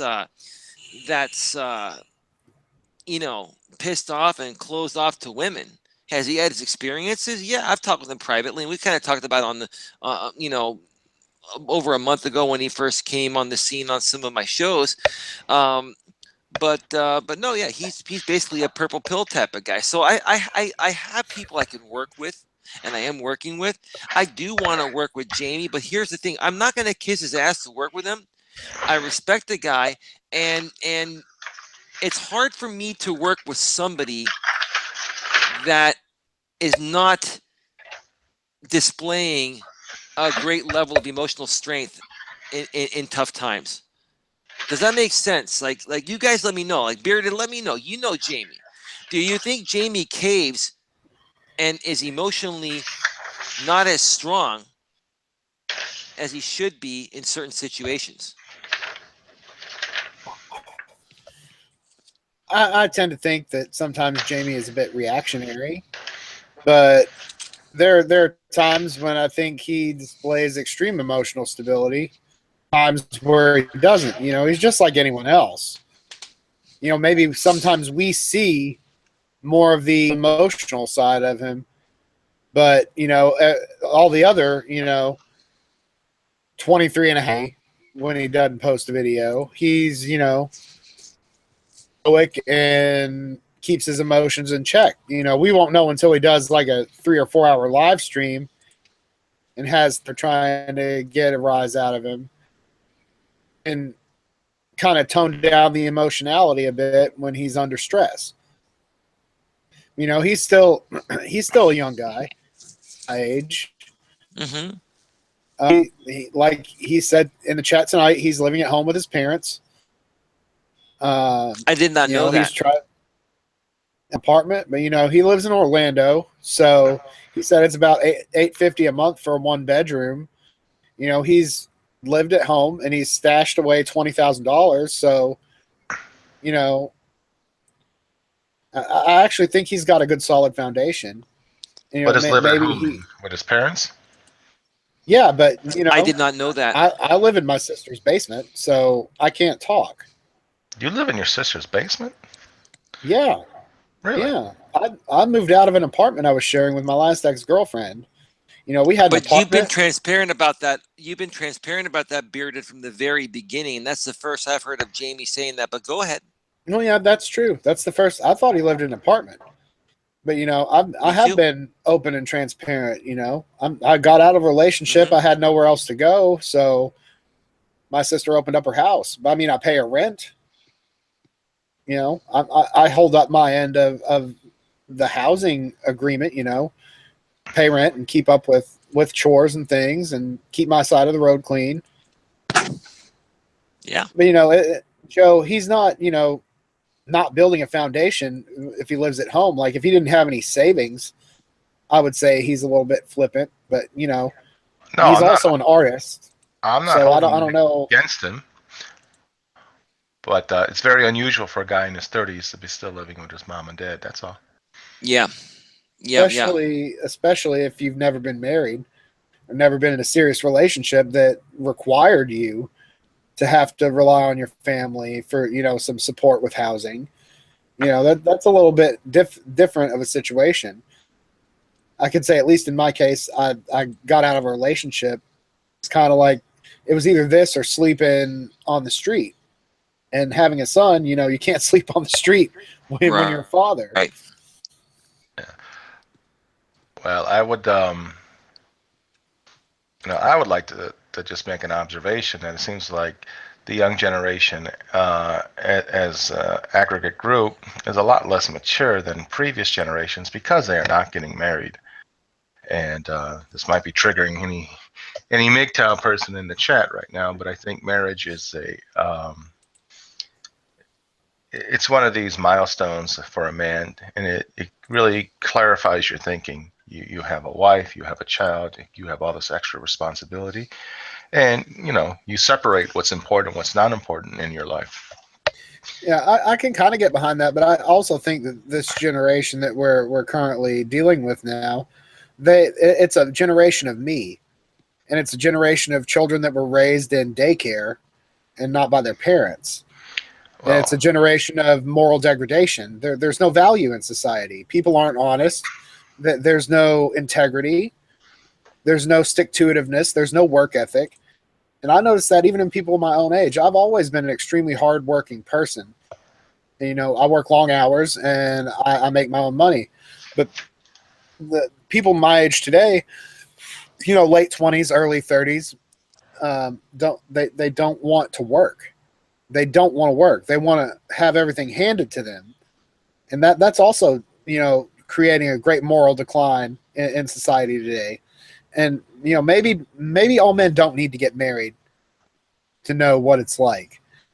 But I think these people that just gave up without even seriously dating or, you know, dealing with living with someone, having children, having those extra responsibilities, You know, they don't understand the struggle. They don't understand what it's like to, you know, deal with having a romantic relationship.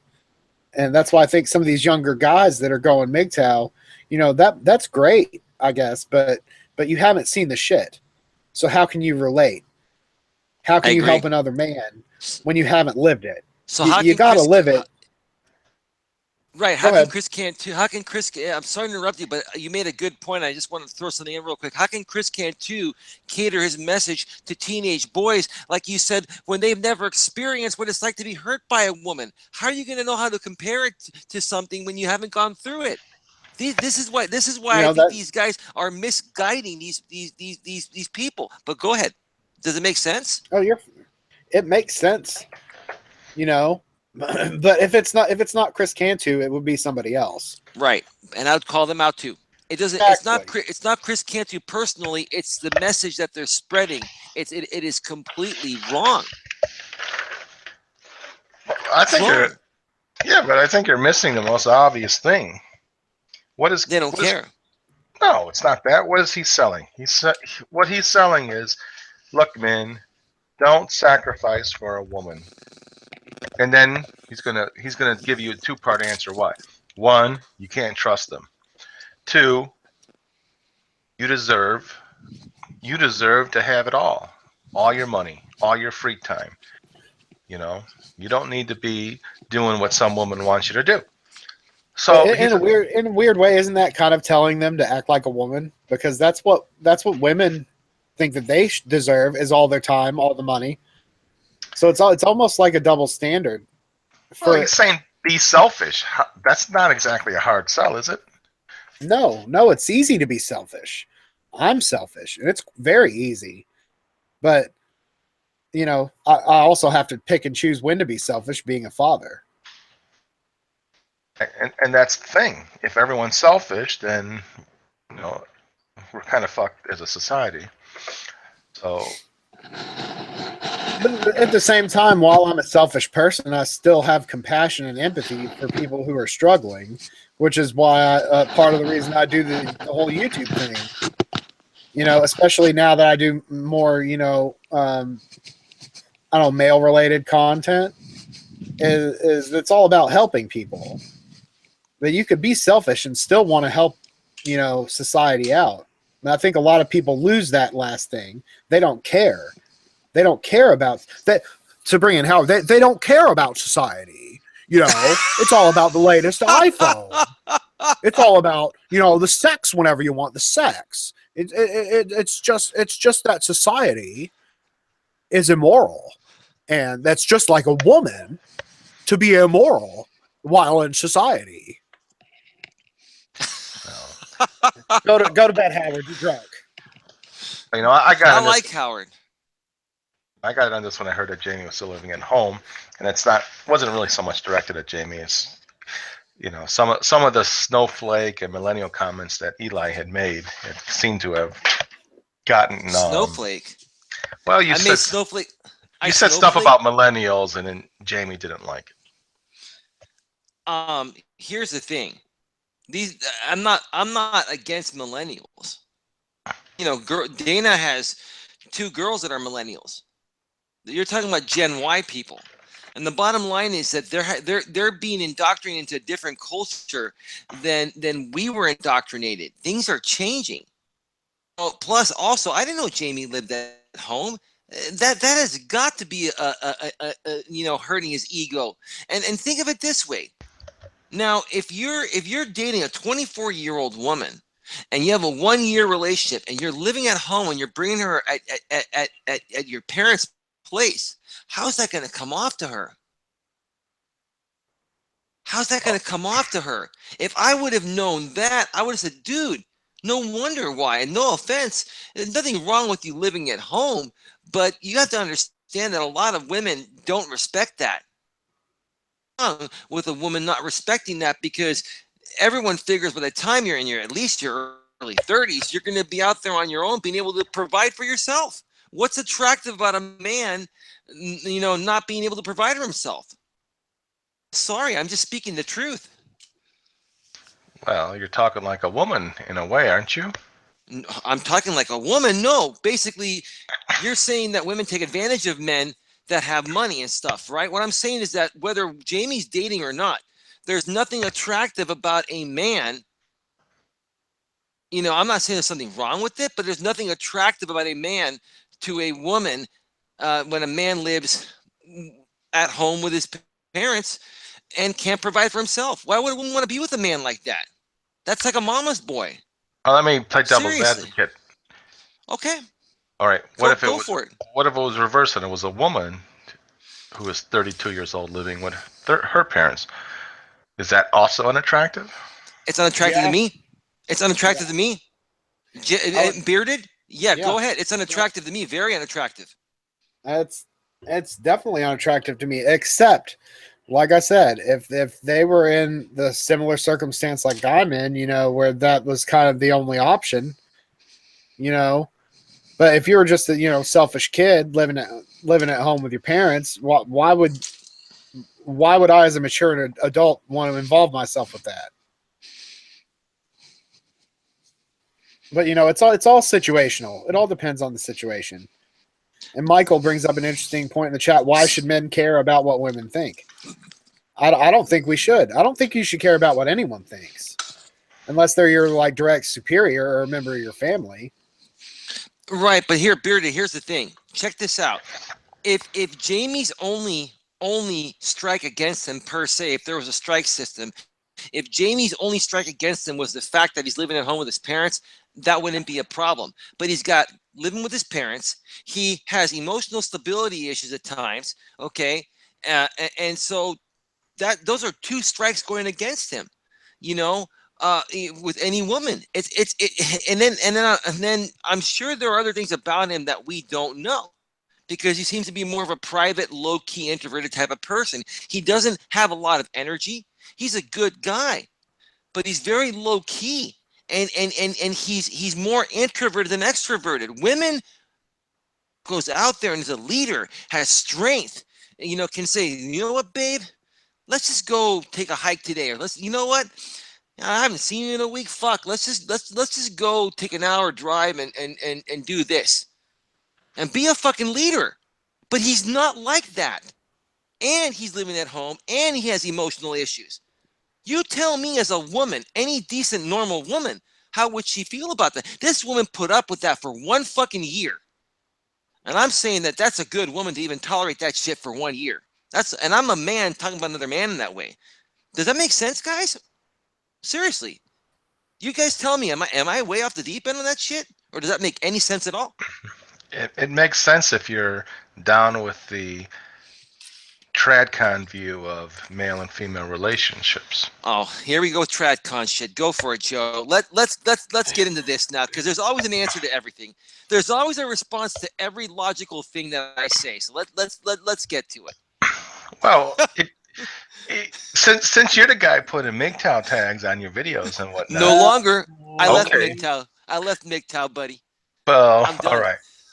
All right, Joe, before you get into your reply, Eli, I'll mention what Michael just said in the chat. He says, if men want to get married, then I agree with Eli. Men need to be aware that women want a provider and a leader. And I agree with that sentiment. Yeah, I think you would too.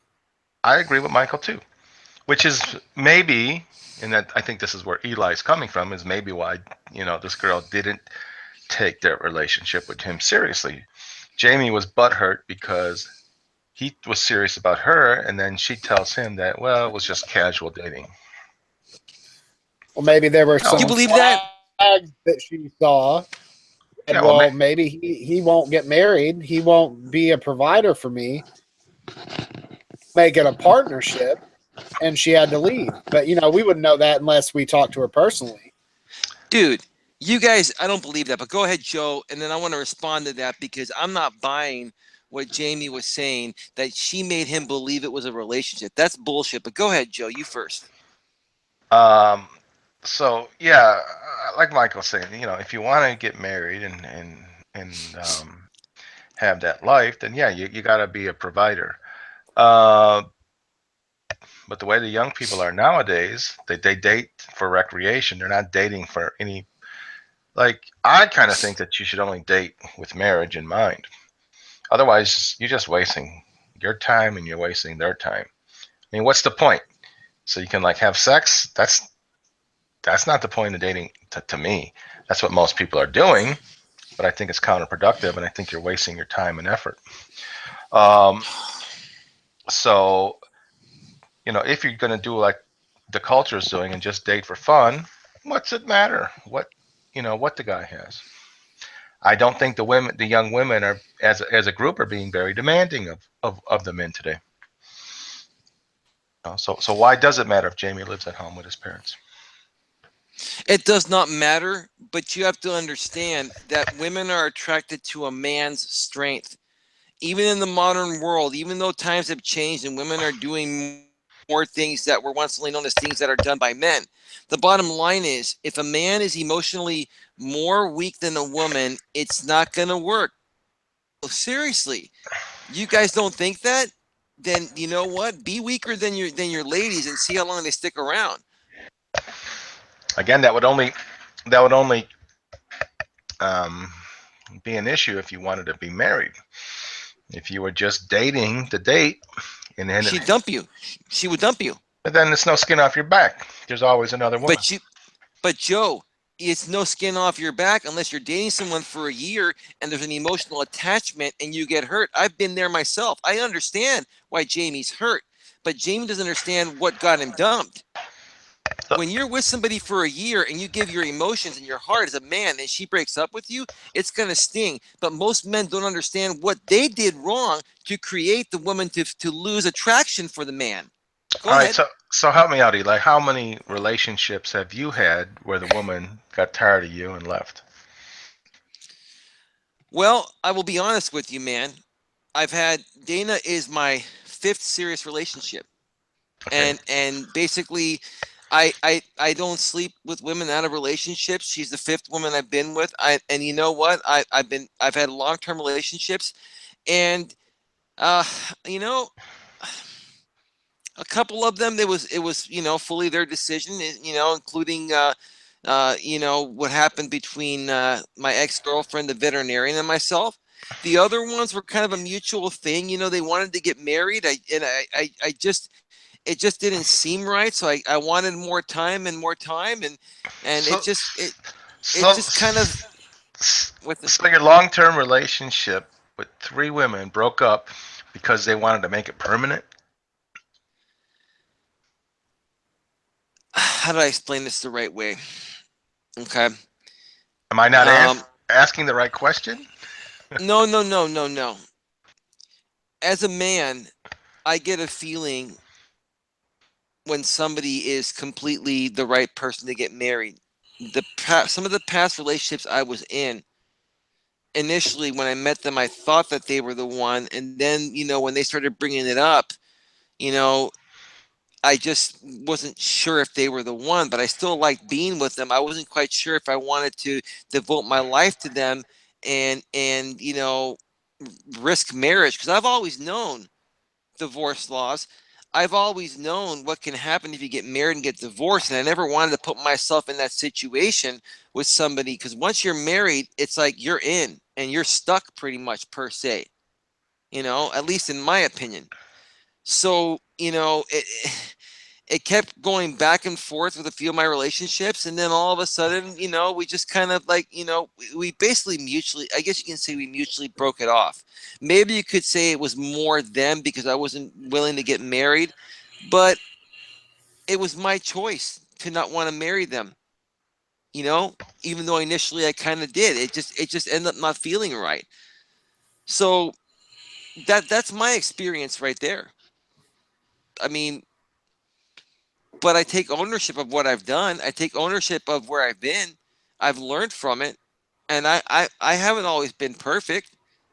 I try the best that I can do. Well, it sounds like Jamie is trying to get married. I don't know for sure, but it sounds like he's dating with marriage as his ultimate, destination. Yes, you're right, but here's the thing. I'm not trying to kick Jamie down. If Jamie wants to get married, no problem. I believe in the same thing. The only issue I have with Jamie is that he needs to become emotionally stronger, or else there's no woman that's going to stick around with him long term. Because, like I said, Joe and Bearded, let me know what your thoughts are. The bottom line is when a woman is emotionally stronger than a man, that means the woman is acting more like a man, and then the man is acting more like a woman. The sexual polarity is flipped. Watch Corey Wayne. He talks about that all the time, and it makes perfect sense. And you guys will understand that when the sexual polarity is not there, there's nothing there. It doesn't work. That's what Jamie's problem is. Jamie's problem is he's acting more like a woman in the relationship, and the woman's acting more like a man, and she loses trust in his masculine core. I'm telling you, that's his only fucking problem. If he gets a grip on his fucking emotions and toughens up and acts like a fucking man and not like a big fucking pussy, then he would be the most awesome guy on the planet. It annoys me that Jamie is the way he is when he can make a few slight changes and be like the most awesome guy on the planet. Because I love the guy like a brother, but it's hard to watch him act the way he acts and do what he does. It's hard for me to see that, especially after I've tried to help him so many times. There's nothing more I can do. Well, I've heard everything you said. You're making it seem like Jamie needs to also move out of his parents' home to have the appeal with the right appeal with women. That's just that would be, and I want to hear Bearded's response in a second after this too. That's one part of it, Joe. Here's the thing: if it was only the fact that he lives with his parents, that was an issue that's turning off women. That wouldn't be. Some women would be willing to probably deal with that. But when he's living at home with his parents and he's acting like a whiny bitch and he's acting like more like a woman than a man, and I'm not the only person saying this. There are a lot of guys out there that are you go look at his shit. There are a lot of guys out there that are saying that about him, and he himself says that other guys saying that. Why are they saying it? Because it's true. Look, I don't want to hurt the guy. I'm the last guy that wants to talk shit about him. But if I don't put it out there, there's no chance of him ever figuring it out. At least if he hears me saying the same thing these other guys that don't give a shit about him are saying, then he might believe it. He might make a change. Bearded, honestly, dude, I love the guy to death, but I can't stand seeing him pussify himself. I can't. It's hard to watch, dude. Yeah, there are times where it's really hard to take, what he says. But I think in the last month, he's gotten a stronger message, just because he had his period where he was talking about his breakup, and he processed things, and he made his videos to process things and work through it. But I don't know. I don't know if he is intent on getting married. I don't think he is. I think he's intent to have like a live-in girlfriend for years. Maybe to the point of common law marriage. I don't know what the laws are in Florida regarding that. But, I think that his goals are just right now to play the field and have a good time. And, if he can get into another serious relationship, maybe he would do things differently. Maybe he would approach things in a better way. And maybe he's projecting his feelings on, women not being invested. And, maybe he'll look inwardly on that and see why his ex wasn't investing in him. But, that's all up to Jamie. And I'm not going to sit here and, browbeat the guy, because I also respect him and like him, and I enjoy his content that he does plan on providing more for me, like Howard Dare would say. And please like, share, and subscribe, right? Yeah. Comment, bang the bell, get all the notifications, and send some shekels to Howard Dare. I agree with Michael, is that if men want to get married, that they need to know what women want. And if they don't want to get married, they don't need to concern themselves with it. I agree. You either be hot or cold. Don't be wishy-washy in the middle. Either you want to date with the intention of getting married, or just don't date. Just fucking take everybody Pump and else's dump. advice and pump and dump. Pump and dump. And this, that, the other, if that's what you want to do, or build yourself and be happy with yourself and get satisfaction out of life that way. You know, there's no reason to muddy the waters. Blue pill simps in the world that will take all the women off of our hands. And the thing is that he likes to see women for what they are. You know, don't label them as just a gold digger or just a whore or a slut, or, you know, whatever label you want to slap on it. Just consider female nature. And is that something you want to deal with? If yes, then go for it. Date, but at least date with the intention of having a life partner. You know, don't date just because that's what you do.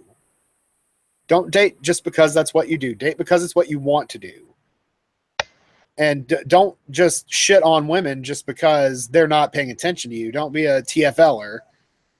You know, be assertive and know what you want. And I think if Jamie would follow that advice, he'll get what he wants. And if any other man wants to follow that advice, they can be happy either in a relationship that's leading to something permanent, or they can just be MGTOW.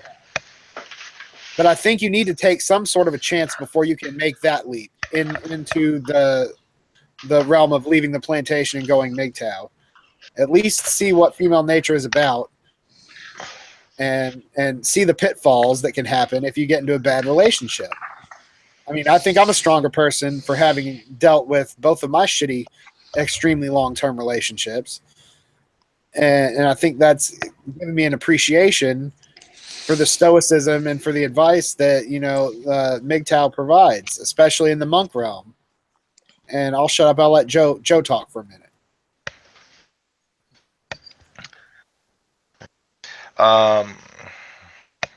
Well, obviously, when you go through things, you get stronger. You kind of don't have a choice, especially when children are involved. So you're now like a part-time single father. So that obviously is more difficult than if you had stayed married. Two people are better, you know, at raising kids than, you know, one person at a time. But yeah, I think a lot of the problems that these guys, you know, when you listen to the problems that the guys are having on YouTube, is that they're recreational dating. And I think that causes a whole lot of problems. You're not dating with any singular purpose in mind.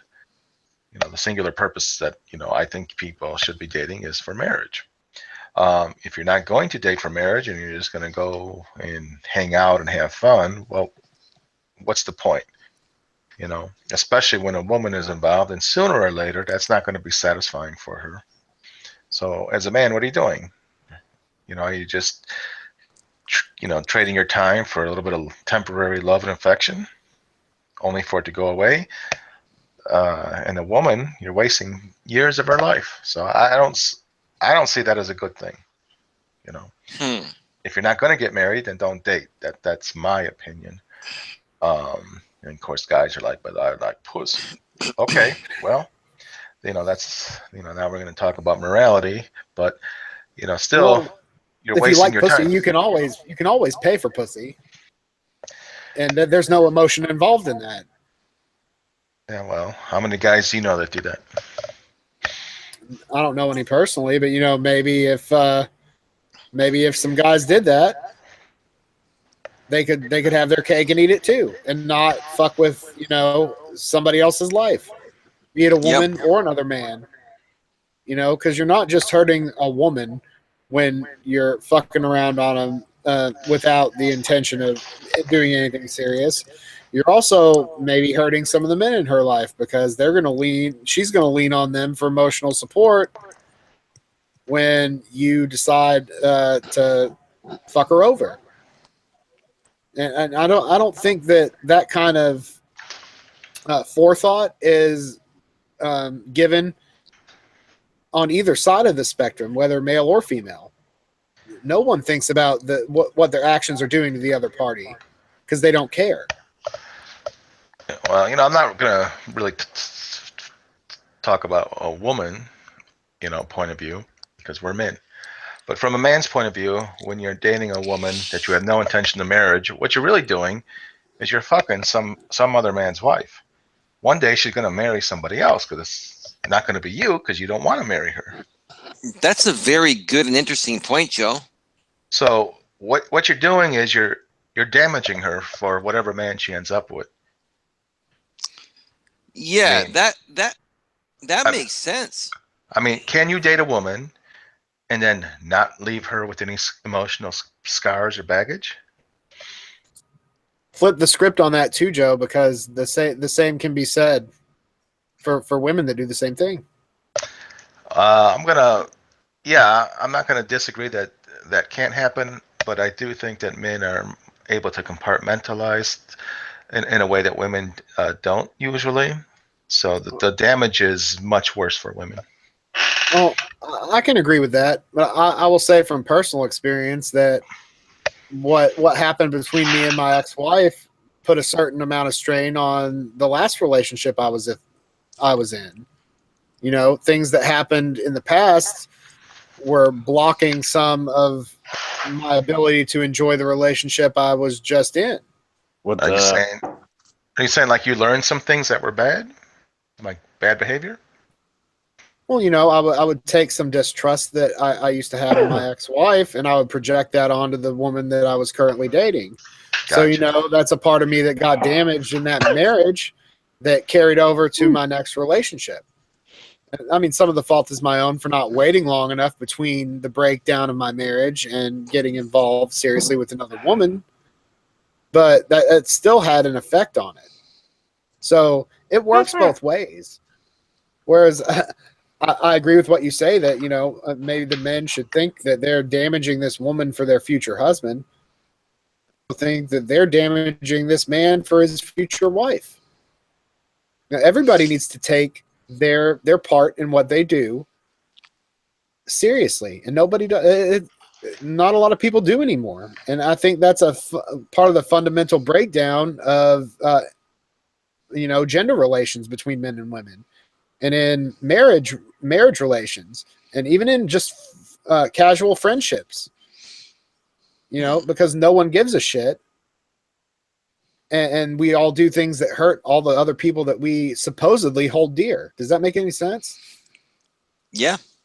Yeah. Hey, Bearded. Yes. I'm curious to know. I'm not trying to change the subject. This is a good topic, but I'm curious to know.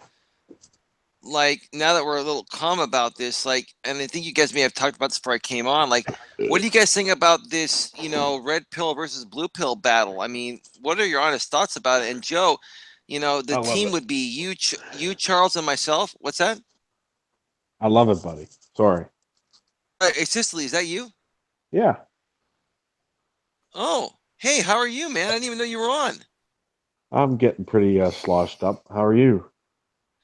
I'm doing great. Yeah, man. I know you Good. loved it. I think it'd be a great thing. Like, what do you guys all really think about it? Because I mean, everyone's getting kind of heated in there. I mean, I really start to feel the passion when Mindframe comes into the channel, like for the third or fourth live stream of mine in a row. You know, obviously the guy is really enjoying this, and I think since the Christmas stream I did. You know, I think that really opened up his eyes, and he even said that this is the most entertaining thing that Cuck put out.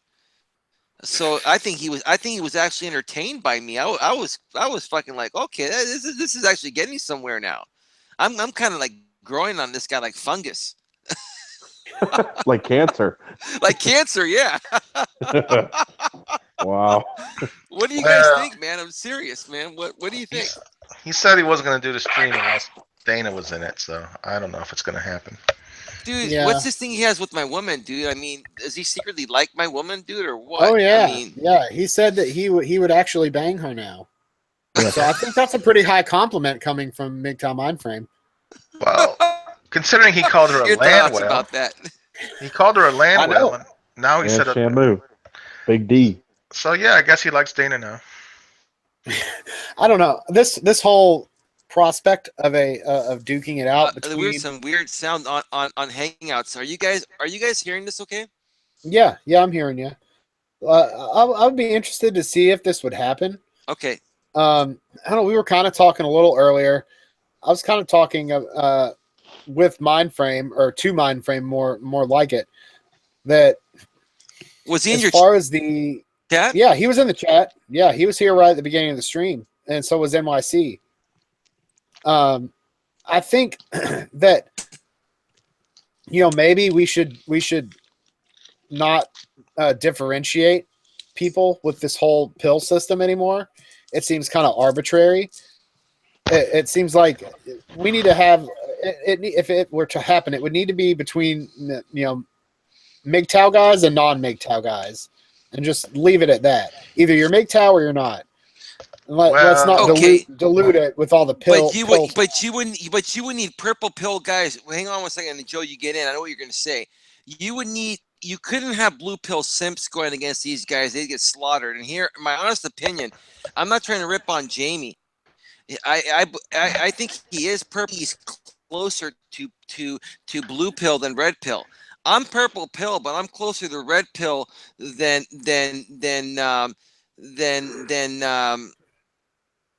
I'm close to the red pill side of purple pill is what I'm trying to say.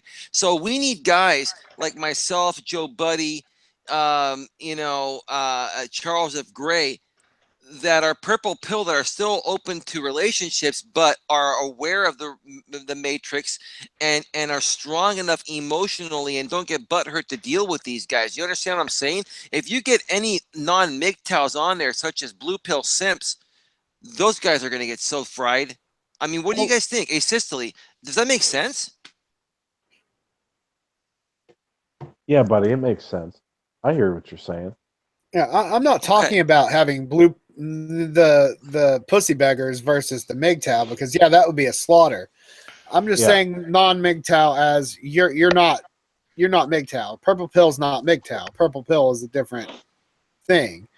But let's say a more, I don't know, without bringing the pill into the situation, let's just say the MGTOW versus the aware non-MGTOWs would be a little bit better. Yeah. That you have the knowledge. The red pill aware MGTOWs that are not MGTOW. Exactly. Okay, fair enough. And not dilute it so much with, purple pill, blue pill, green pill, rainbow pill, magenta pill, black pill. Jamie is rainbow pill. You know what? In all honesty, here's the thing. If anyone is fucking rainbow pill more than me, it's Jamie. Look, if Chris Cantu knew how Jamie, if Chris Cantu knew how Jamie was reacting, he would fucking forget I even existed as a cuck. He would. I overheard you guys talking about him earlier. He is so sad and pathetic. It makes me sick. Yeah, and I hate to say the same thing, but here's the thing. I really like the guy, but in all honesty, I want to like him. He seems like a good kid, but he's pathetic. He's just sad. Yep. That's what I mean. Like, I don't know where men went wrong, where now a man, a man wants to just be a fucking loser. I mean, that's what that is to me. Living in your mom's basement, living in your parents' house for whatever reason. I think that's a total loser. He's shaming himself is what you're trying to say, right? I think he's shaming himself. If someone else was shaming you, different story. But when you shame yourself as a man, how the hell is any woman or any other man going to respect you, period? Right? Yeah, and then does that make sense? You won't. Yeah, and he won't pick himself up. He won't solve his own problem. He's just going to look around and blame everybody else. Yep. Typical millennial, man. He has the victim mentality, is what you're saying, Asystole. That's a millennial. That's a bad millennial. He gives millennials like me a bad name with his behavior. I agree. He has the victim. Do you guys think that Jamie has the victim mentality? Honestly. 110%, yes. Okay. I never got that from him, but I don't watch all his videos. Okay.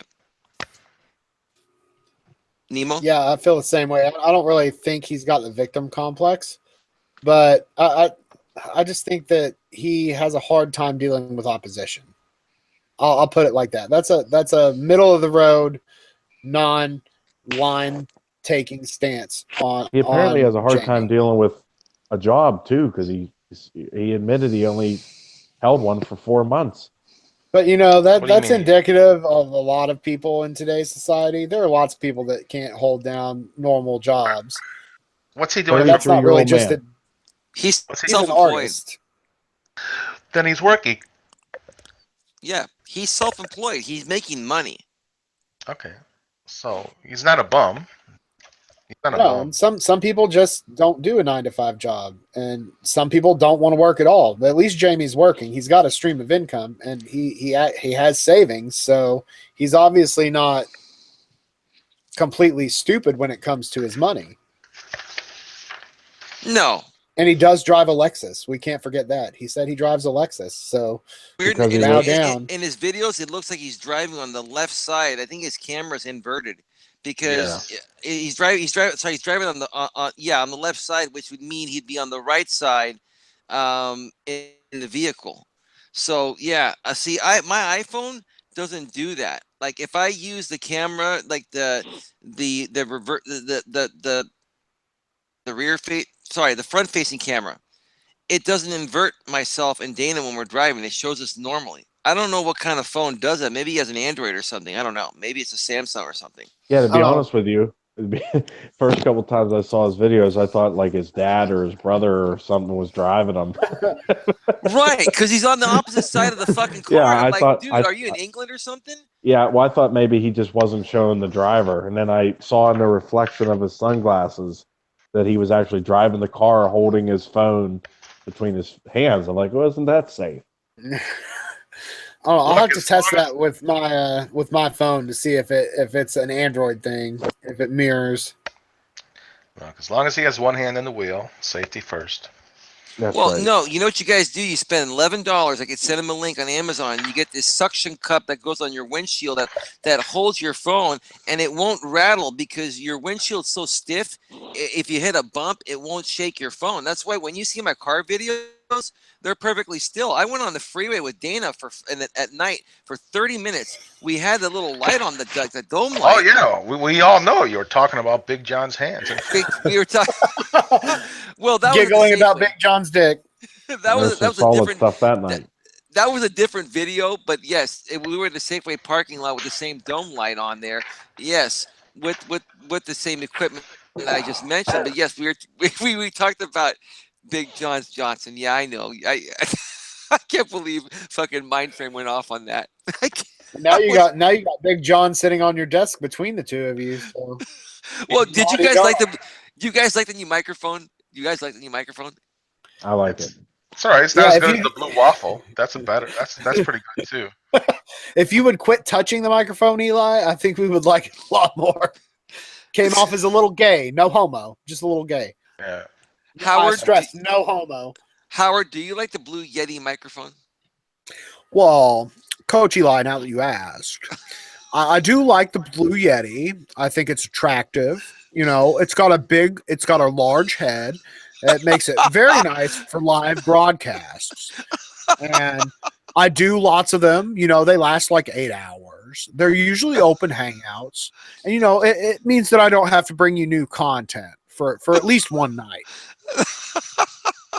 8 hours, Howard. How the fuck do you stream for that long? What? I mean, I'm you have Howard nothing- Dare. That's why. Well, he has, Bitch, Howard Dare can live stream for 30 hours. You know, and it doesn't bother me. Eli, I'll give you some Howard Dare tips because I watch his stuff. What you do is you have to set a timer. I think it's like a looping timer, and every time the timer goes off, you got to say, "Hey, I got to check my super chats." So, how's that going? You got to contribute to the Howard Dare, food fund, because Howard's I've heard Chinese twice- food fund. yeah, I burned twice the calories. According to Michael in the chat. You know, I like Chinese food. You know, that's how I retain my girlish figure. Of course, you've never seen me because I don't want to dox myself, but you could tell by my voice and my breathing and my chuckle that I probably weigh at least 350 pounds. I'm in my For sure. 50s, He so says he's fit as a fiddle. yeah. If that fiddle was the size of a cello. And he takes about 5 blood pressure pills. and a beta blocker. Howard, do you get any shekels? Oh, I get all the shekels. You know, I'm giving Chris Cantu a run for his money, or his shekels, or his Bitcoin. You know, he likes those cryptocurrencies. I prefer Chuck E. Cheese tokens. You know, they're about the same in value. You know, but you actually get a physical coin. You can hold a pizza. You could play Guitar Hero at Chuck E. Cheese. And you know, you might play little Timmy at his birthday party, and you could win because you're the adult. You know what? We should all send Chris Cantu some Chuck E. Cheese coins, man. That was good, man. Enjoy your Bitcoins, Chris. yeah. The real winner's Chuck E. Cheese. Fuck, man. Oh, fuck. I have personally seen Howard get 2 $500 donations. What? Wow. Maybe I need to get some of them shekels.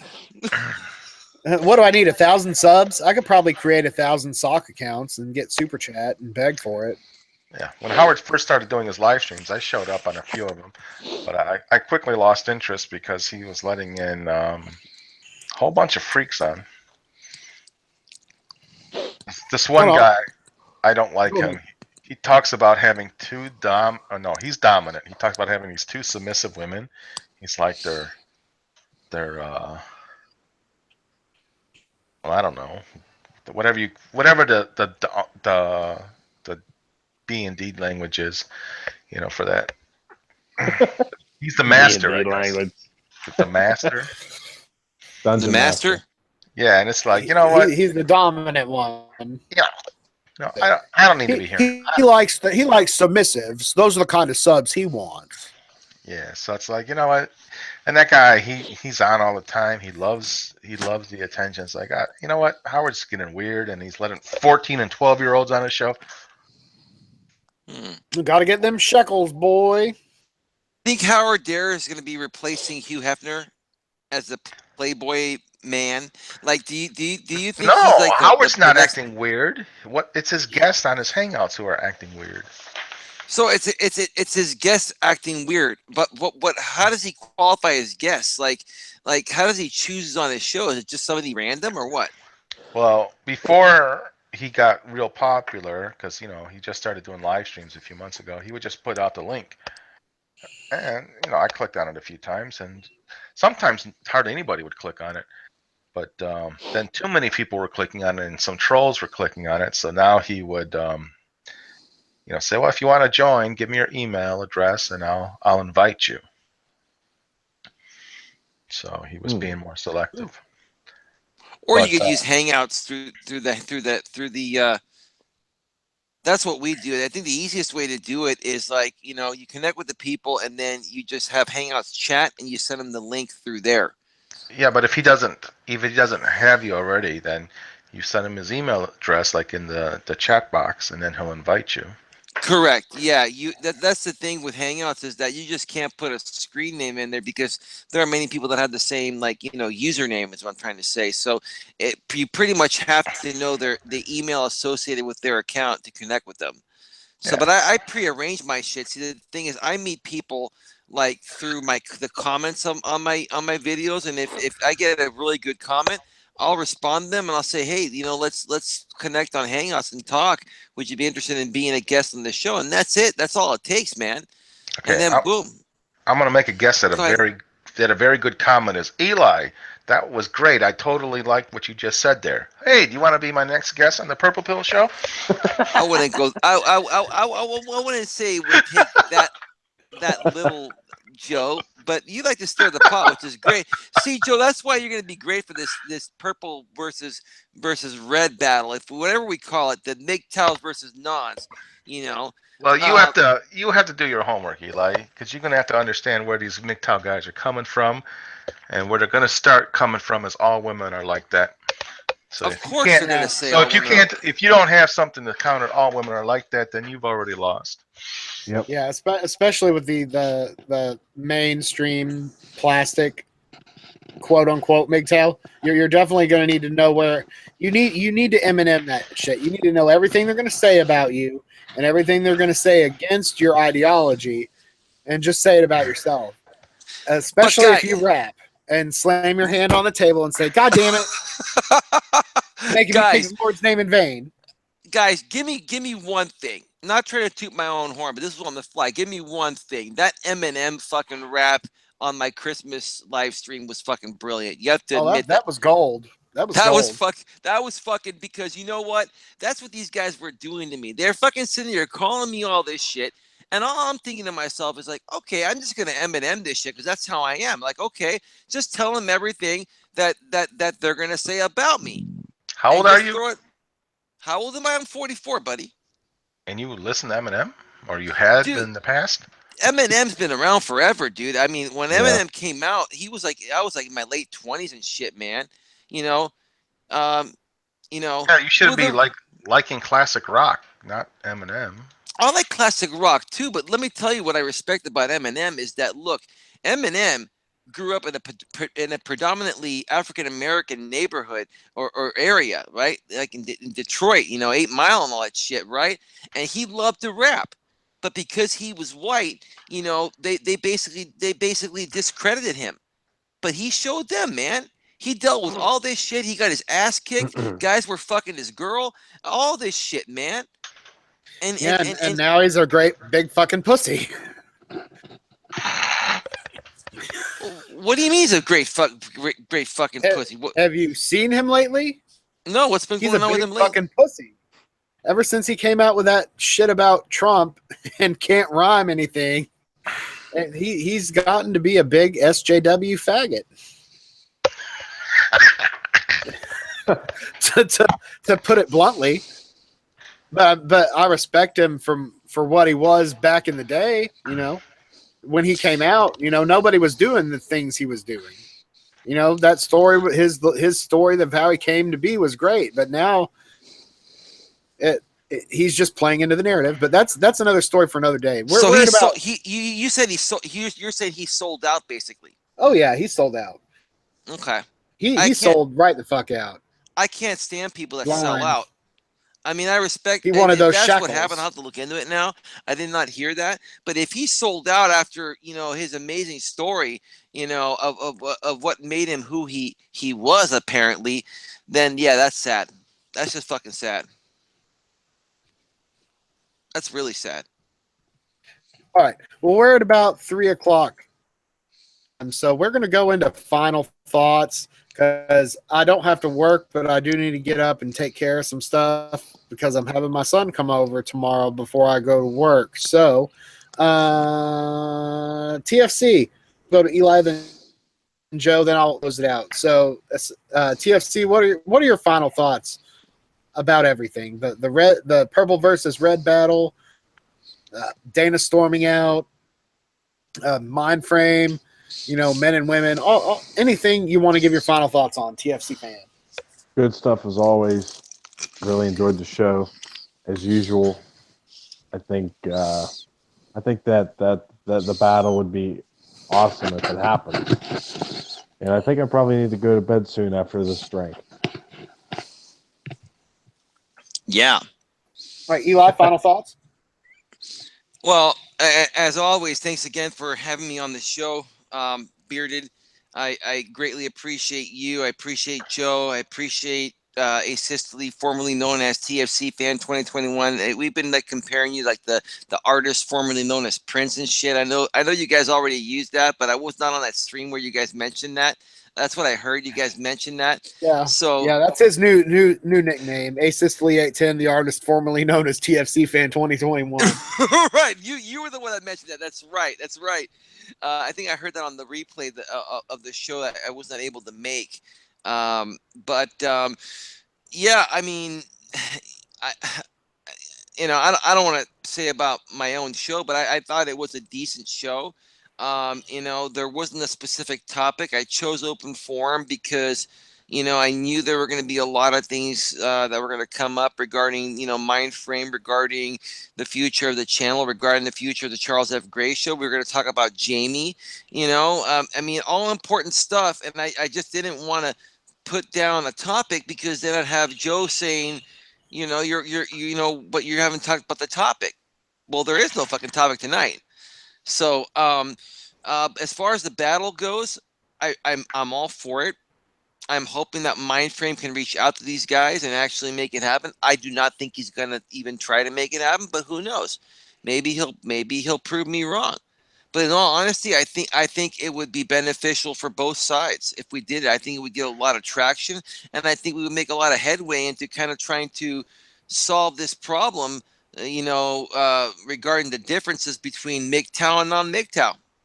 I think it would do great. I think the only bad part about it would be for people like Chris Cantu that are playing their game that don't want to be exposed. I think it leaves him vulnerable to being exposed. But besides that, I think it would be great. But part of the reason why I want to do it is because I want to expose what he's doing because I don't agree with it. So there are my thoughts. Thank you for having me. All right. Thanks for coming on, Eli. Joe Budee, final thoughts? Make sure you Howard Dare it before you finish yourself too, please. But anyway, I'm going to shut up. Oh, I will. Howard Dare and SPI are going to show up before I close. Anyway, Joe Budee, on to you. Final thoughts? It was a very interesting show. I like the after party the most, though. So thank you, Eli, for giving us something to talk about after your show ends.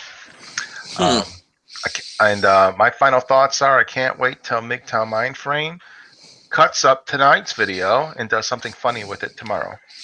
You think he's going to do that? Yeah, I think so. He said he's going to. He said he's going to? Yeah. Dude, you know what Dana did to the mic. It's going to be on the video. Oh, yeah, she touched just the tip. Oh boy. Okay. We'll see what happens. It's all good. All right, is that it, Joe? That's it. All right. Let's see. We had a very interesting after party tonight. We had a very interesting show. I've been sitting at my computer for 6 hours. And comes in at the clutch when we're about to end the stream. Hello, Joey. Welcome. MGTOW Mindframe was here. NYC Korean MGTOW was here. Carly what did Ellison he say? was here. What did he say very, very quickly? What was MGTOW? Did they come on or were they just in the chat? No, they were just in the chat. They were in the chat. And I did read some of the comments. So if you want to check the replay, you can see there's too much. It's probably not even at the top of the scroll on the chat. So I won't really go into it here. But we had some people on the chat. Charles F. Gray was here for a little while. Michael was here, providing some good insights. And, we had a lot of fun tonight. We learned about Big John, the new microphone. Dana touched it on camera. I didn't know Big John was black. He's big and black. Let's see. We learned that MGTOW Mindframe triggered Dana so much that she was so tired that she left. And we all thought that she was going to break Coach Eli's heart tonight. But we're glad to know that anybody catching up that was wondering, Dana is not pissed at Eli. He's not sleeping on the couch. She was just tired. I'm in her bed right now, but she got a phone call from a longtime high school friend. So she's downstairs, talking to her. And I'm up here chatting it up with you guys. I'm in her bed and she's on the couch. It's kind of funny, but anyway, go ahead. All things are good at the house of Dana Ogney. Eli is not in the doghouse, so that was good.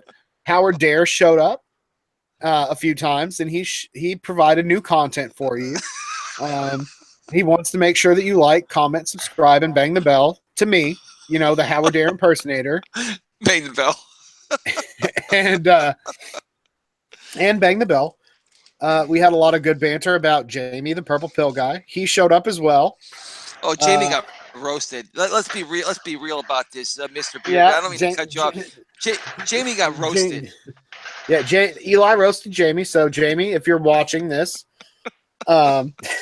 You got roast. You done got roasted, son. But put some bitches on that, son. We catch STDs, not SPI feelings, was bro. STDs only, SPI bro. was right up. SPI, you were right about Jamie. You warned me. You were right about Jamie. What'd I say about that guy, bro? Was he catching too many feels for them to waltz? Well, I think your real persona was on that night, Misanthropic Altruist, not SPI version, and you were saying you're gonna regret putting Jamie on your show, and I didn't really want to think that, but he was right. No, Yeah. MA was right. Misanthropic right. Altruist is usually right. That's why I say Mhm. follow his advice. Let's see. What else are my final thoughts? It's just great. I wish I could host the after parties all the time, but this week is special circumstances due to being off of my main job. But this was fun, and I will always host more casts. I will have new content for you. But this is Howard Dare. I'm going to lead this this little hangout out. This is going to be the outro. We had a lot of good talk. There were men discussing things, women. Some fun was had. There was trolling. The purple pill guy showed up, and he had some fun in the chat. He was trolling, but he may have been a little butthurt because he said we all like to gossip. I do remember that. And Wait, Jamie was here? Oh, he was in the chat section, Coach Eli. He didn't come on. I didn't give him a link to the hangout because I know it's hard to do on the Packard Bell, because I'm old and my technology isn't the greatest. But I didn't send him a link, so maybe he was butthurt. We won't know. Only time will tell. But we talked about things, and shackles were brought up, and shekels. We want to get those shekels for the content, this great new content that I'm bringing you. I just want to encourage you to like, comment, subscribe, because I do plan on producing more content for you. So with that being said, good evening, MGTOW. Good evening, men. Thanks for joining us, and we'll see you on the next one.